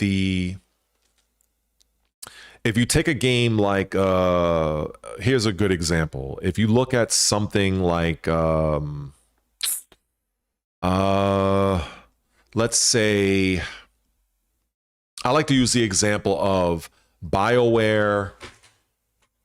BioWare as a developer of Dragon Age, Jade Empire, Knights of the Old Republic, all of the godlike games, right? All of the godlike role-playing games.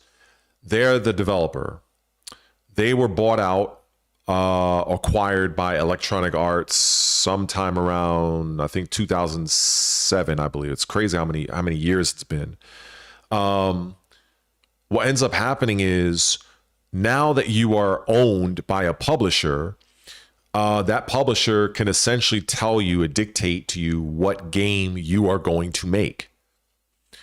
And if that game happens to not fucking do well, there's a chance that publisher will close that development studio.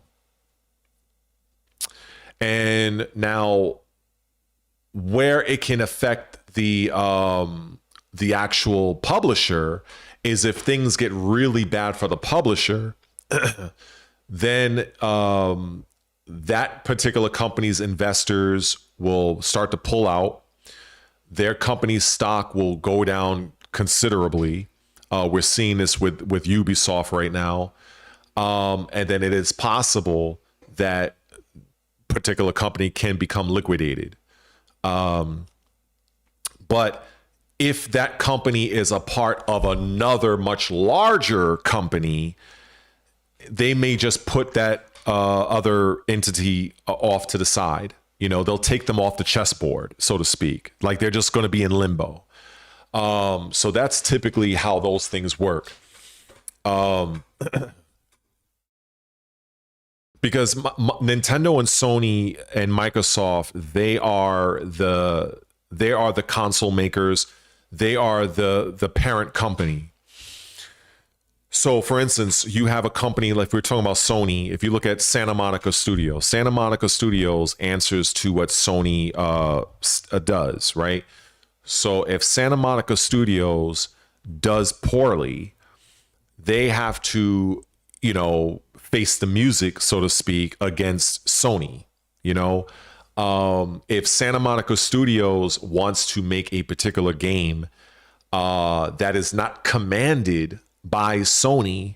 So let's say if Santa Monica Studios said, you know, we want to make a racing game, right? Whatever. We want to make a fucking racing game. A God of War Mario Kart style game, let's just say, right? Well, Santa Monica Studios has to come up with a marketing plan, business plan, and they have to communicate what that budget is over to Sony. and they're more than likely going to have to get Sony to greenlight a particular budget for that particular game. That is how that relationship works. And based on, you know, that developer's track record, in this case Santa Monica, they may say, you know what, okay, we might go along with this, but if it's something that is entirely different than what they're known for, like, you know, third person adventures, and now you're trying to make a Mario Kart style game, I don't know if we're willing to fully fund that. So that's how that's how that conversation goes behind closed doors, before any of the typical gamers even catch wind of any of that. That is what happens. This is how I explain things when it pertains to Tekken 8. You know, when I try to explain to people why a game like Tekken 8 was designed in the way it was, in terms of being so scrub friendly. It's basically very easily accessible. Player skill has been dumbed down. They've done that because the amount of money that the Tekken studio asked from Namco Bandai, which is the publisher, they got that money because of the success of Tekken 7. This is business. So because of the success of Tekken 7, is the reason why the Tekken development studio was able to gain the amount of budget from Namco Bandai to create Tekken 8 in the way they did. If Tekken 7 did not do well, they would not have been able to secure the amount of budget funding that they ended up doing, and Tekken 8 as it is now would look very different than how it is today. That's just the nature of how this works, you know. But you know, a lot of times people, you know, they don't know these things. You know, I try to break it down, but you know, it's sometimes it gets really annoying. It gets really frustrating. But anyway, can I ask people again, join my Twitch, follow me over on Twitch. That'd be greatly appreciated. Trying to grow over there, you know, that's my little small request of the chat. But yeah, you know, it's just understanding just those relationships, you know, and they exist, you know, even at the movie and the TV show level. You know, if you have an idea for a show, you know, unless you're independent, but if you are a part of a studio, right? You know, if you're like under Netflix, or if you're under Warner Brothers or something like that, you have to run that by them to secure funding and to have that even put on their network. And if you cannot convince them to, one, greenlight the project, and two, even if they did greenlight the project, you might not even get the amount of money you initially asked for. So now you're having to work with lesser funding, which may or may not affect the final outcome of your game or your show or your movie. That's how this works. That's how this works. And much of this can be altered in the developer's favor on how was their last project received. You know, did they hit their quarterly earning metrics or quotas? Did they how is the sales going? How is the viewer retentionship? You know, there's different metrics that's involved depending on if it was a video game, a movie, or a show, you know. So they look at all of that, and that's how they ascertain whether or not, okay, we're going to give you a little bit more money for future projects because of how this one panned out. You know, that's why some games you tend to see higher levels of quality from one game to the next. It's not always if we're looking at it from a video game standpoint, it's not always solely the hardware, right? Because you can have superior hardware, but the game can still look like shit. It also comes down to the type of game engine that that game is rendered on or developed on. It also depends on the amount of money that studio has to work with to hire, you know, things that they need, voice actors, art directors, you know, all that stuff, motion capture. If they don't have enough of that money to go around, then they're going to have to cut corners. And in fact, this is this is an interesting topic that I stumbled on into, I think in the Assassin's Creed, it was kind of like an Assassin's Creed thread that I was on where people were comparing Assassin's Creed Black Flag, their cutscenes, to like a game like, say, other games like Red Dead Redemption, Assassin's Creed Odyssey, Shadows, and they were like, well, why is the cutscenes looking a particular way? Why do some of the characters look more robotic, whereas other characters look more lifelike? And, you know, and I would say the average gamer, all the average gamer can do is make note of what is obvious, and what's obvious is what they're seeing, but they can't break down the why. They can't break down the how. They can't. And much of this has to do, again, with the budget that was allocated for the project, as well as the game engine that particular game was based on. You know, I heard, for instance, that there was a game engine. I believe it was, if I'm not mistaken, gosh, I don't have the information in front of me. But I heard that there was a game that was made. I think it was EA. I think it might have been Dragon Age. It could have been Dragon Age Inquisition or Veilguard, where they tried to create that game using a game engine designed for first-person shooters. I heard about this, and I'm pretty sure if I look it up, I can probably find it. I don't feel like doing it right now, but yeah, it's, if you don't have the proper tools, the proper game engine, your game is going to suffer. If you don't have understanding on how to utilize, let's say if they're using Unreal Engine 5, right? I've heard a lot of people complain that a lot of games made in Unreal Engine 5, they have a lot of stuttering issues, a lot of performance issues. You know, not every UE5 game suffers. There are some development studios that do well with it, and many others don't. Do you blame the game engine, or are you just going to say, you know what, maybe it's just that the people that's designing the game, you know, maybe they just need to step their shit up. You know, it's like it's almost like saying, when I used to work in Best Buy, for instance, and I used to sell computers, and people would tell me, oh, well, I don't like PCs because PCs get viruses and Apple computers don't. And I'm like, Apple computers do get viruses. They just don't get as many because the people that do a lot of the hacking and create a lot of the bullshit, they know that the vast majority of people on planet Earth have PCs. PCs outnumber people who have Macs. So that's one fact. And number two, who's really to blame?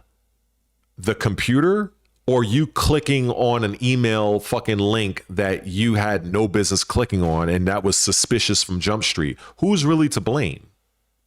And I used to have those type of discussions all the time back in my retail times, where people would go to the fucking Geek Squad and bitch and complain and, oh, I lost everything and I got hacked and this, that, and the other. I'm like, yeah, but when the Geek Squad looked at your device, we looked at your history and we saw what you clicked on.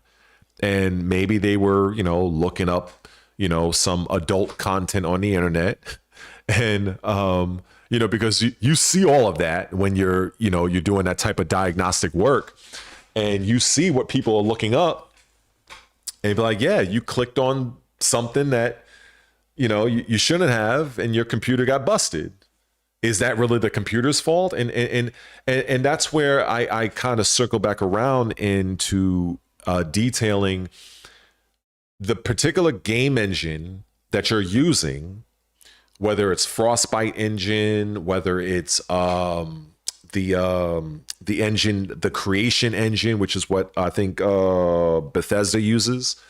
You're using Unreal Engine 5, whatever engine it is.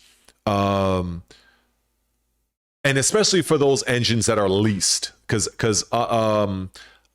Bethesda, I don't think they lease out their engine. I don't think they do, but I know Unreal, they lease theirs out to many different developers. If you are just not good or have a good understanding of how to leverage the actual program, I don't know if you can really blame the program. Like, now, if you do understand and you are a very well in tune with it, perhaps maybe you can come to that decision that, you know what, this particular game engine is not going to suit our game's needs. You know, maybe we need to pivot, delay the game, and we need to make that announcement, because in order for us to realize our particular vision we have in mind, you know, we may need to switch game engines. And that has happened over the years. But you know, these are things that many people are not necessarily aware of. So I don't know. Like I said, I try to break things down, but you know, I do what I can. What can I say?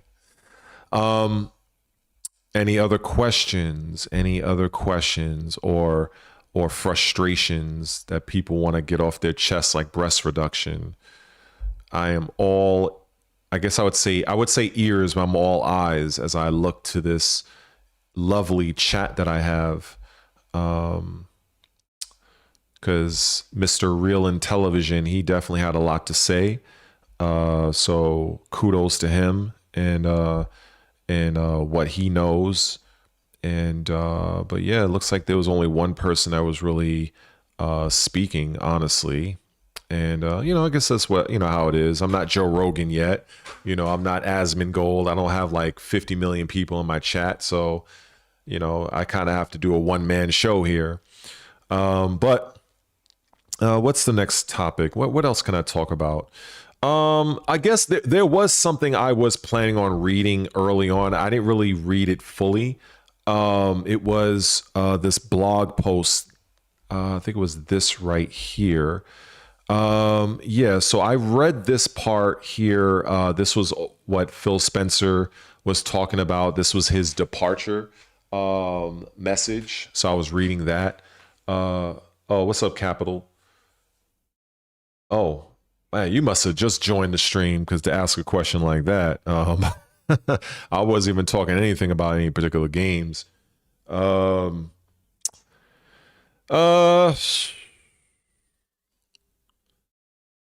have so much titles and so many games in my backlog that I don't like I have interest in Crimson Desert, but much like many people, I'm concerned about the performance of the game. I don't know if the game is going to be able to run 60 frames per second. I don't know. Then what other game? Gosh. Yeah, there really isn't much, because I've been sitting on Kingdom Come Deliverance 1 for a long time. I bought the game for Black Friday, I think 2021. This was years ago. So I've never played the game. Well, I mean, like, I've messed around with the game, walked around, but I didn't really do much of anything. So now that they have a Series X, or should I say a 60 frames per second mode, I'm aiming to play that. And then we just got the announcement that Kingdom Come Deliverance 2 is coming to Game Pass March 2nd. So I'm probably going to be busy with that. This is why I'm trying to get people to join my Twitch. Come on, man. Come on, guys. I see 24 of you people here. Come on, man. drop a brother a follow. It's not gonna hurt. Do I have to put in the Twitch link in the chat? I mean, come on. It's Red Related over on twitch.tv. But yeah, so they really, I mean, I'm sure if I think about it, there are games. Yeah. Okay. I just remembered. Okay. There's Clockwork Revolution. I have interest in that game. Blood of the Dawn Walker. I have a lot of interest in that. That's made by the developer. Well, some of the developers that made Witcher 3. There's a game called Exodus that is made by some of the developers that made the original Mass Effect trilogy. So there are games that I have interest in. Whether or not they come out this year, I don't know. But yeah, I have a lot of games in my backlog that I have to keep me busy. Resident Evil 9, I don't really have much. I have a friend of mine that he's very much into survival horror. And, you know, because I don't have a lot of money right now, I have to be very choosy on what games I want to buy. Like I said, I'm very interested in Crimson Desert, but I'm looking to see how the performance is of that game. A lot of the other games I want, they're coming to Game Pass. So we'll see. Resident Evil 9, I've been hearing a lot about that game. I've been hearing that there's some woke aspects regarding some of the female character design decisions. I don't know, like, I'm taking it with a grain of salt. I'm not sure. So once the game is officially released and in the wild, I'll look at a few people I trust and see what their thoughts are of the game, and then I'll make my decision on that. So I see a Mr. Roberto Marks. You have something to say. Do you think Phil got fired or canned? No, I don't think he got either. I believe that Phil, and I actually covered this a little early. So forgive for people who've been on the stream for a while. I will repeat myself for new people, so forgive me on that. I don't believe that Phil Spencer got. I don't think he was. I don't think he was fired at all. I think it really came down to maybe he was tired. Maybe he just wanted to genuinely move on. I even referenced Katsuhiro Harada of Tekken, I should say. When he finally decided to retire, he's been working at Namco Bandai for almost 30 years, 32 or 33 years. Sometimes, people retire, you know what I'm saying? And when you get to that type of level of a Harada or Phil Spencer, you're not going to get, unless it was like some sort of a, some kind of fucking scandal or some bullshit like that. Like, that's different. But there's nothing that he did that would have warranted him getting fired. I understand that many people, they want to talk about, and believe me, I've seen it brought up every fucking day for like the last 2 weeks. Oh, Microsoft has a 32% decrease in hardware sales. Yeah, no shit, because Microsoft, they came out and said that hardware is not on their priority list. So of course it was going to suffer. So it has nothing to do with that. I think, and this is much more of an educated assertion, is that Microsoft developed games are going more in an AI development cycle. Like, they're going to be utilizing AI as a tool moving forward. This is evident by the upcoming 10th generation console that's coming out, I think, sometime next year. So I think at the age that Phil is, the time that he spent in this role, I just think that he might have realized that if this is truly the direction that they're going, I don't know if I can keep up. Phil Spencer, I'm sure he understands what AI is, but he does not have the ins and outs of understanding that this new woman has, this Asha Sharma woman. She's seemingly much younger than he is. she is all in on AI, which directly goes in line with Microsoft's philosophy right now. So it makes perfect sense to me that this is why, or one of the reasons why he stepped down. Outside of maybe who knows, maybe he has some health issues, but he definitely was not fired. Like, fuck out of here. That had nothing to do with that at all. But yeah, I do believe that him deciding to step down, I feel like he probably just felt in his mind it's time, because the way the gaming industry is going, it's changing. It is going toward AI. And regardless of how many people here agree with that, don't like it, hate AI, it's irrelevant. Unless something cataclysmic happens on planet Earth, AI is here to stay until the next thing. So that's just the nature of the beast. So yeah, Mr. Roberto, hopefully that answers your inquiry. Hopefully you'll do me a solid and follow me over on Twitch, help a brother out, trying to grow those numbers.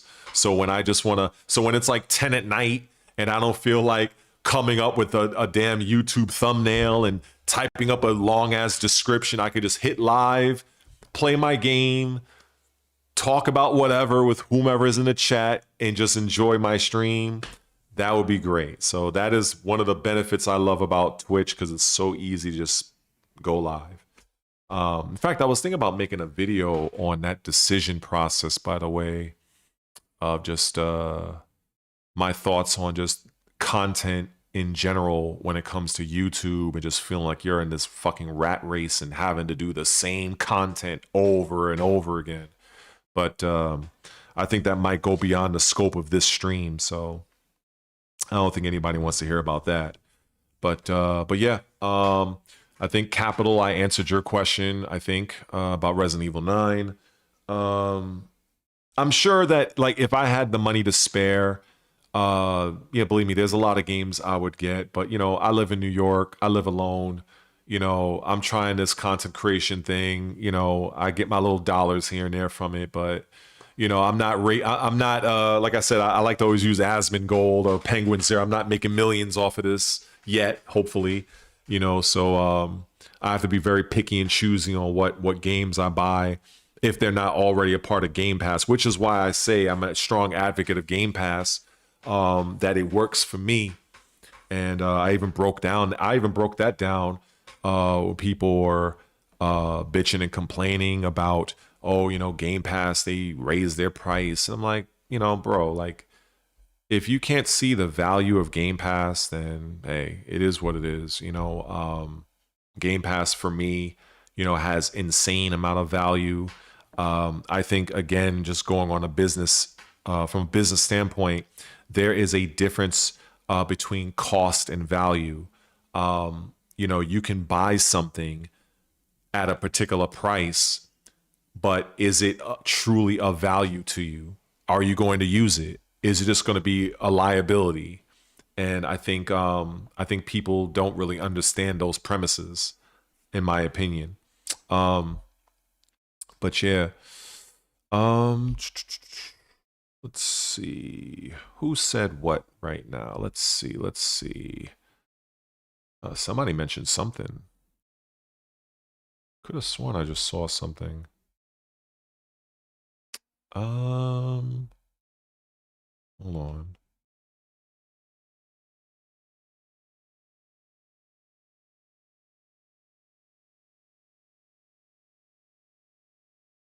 Oh, I see what happened. My okay, that wasn't really updated just yet. Okay. All right, let's see. So yeah, I was gonna read something else here. Let me read her. Okay, so this right here is her initial statement, taking over CEO role. Dear team, today I begin my role as CEO of Microsoft Gaming. I feel two things at once: humility and urgency. Humility because this team has built something extraordinary over decades. Urgency because gaming is in a period of rapid change, and we need to move with clarity and conviction.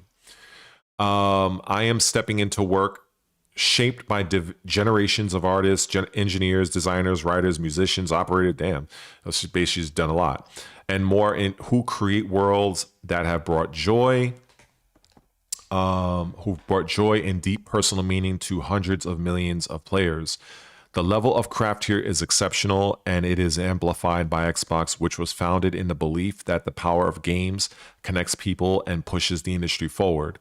Thank you to Phil for his leadership, and to every studio, platform, and operations team that built this foundation. We are stewards of some of the most loved stories and characters in entertainment, and bring players and creators together around the fun and community of gaming in entirely new ways. My first job is simple: understand what makes this work and protect it. That starts with three commitments. First, games. Everything begins here. We must have great games beloved by players before we do anything. Unforgettable characters, stories that make us feel innovative gameplay and creative excellence. We will empower our studios, invest in iconic franchises, and back bold new ideas. We will take risks. We will enter new categories and markets where we can add real value grounded in what players care about most. I promoted Matt Booty in honor of this commitment. He understands the craft and the challenges of building great games, has led teams that deliver award-winning work, and has earned the trust of game developers across the industry. Second, the return of Xbox.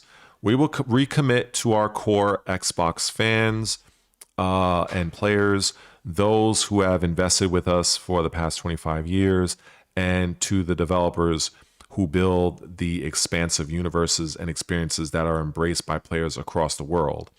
We will create our roots. No, excuse me. We will celebrate our roots with a renewed commitment to Xbox, starting with console, which has shaped who we are. It connects us to the players and fans who invest in Xbox, and to the developers who build ambitious experiences for it. Gaming now lives across devices, not within the limits of any single piece of hardware.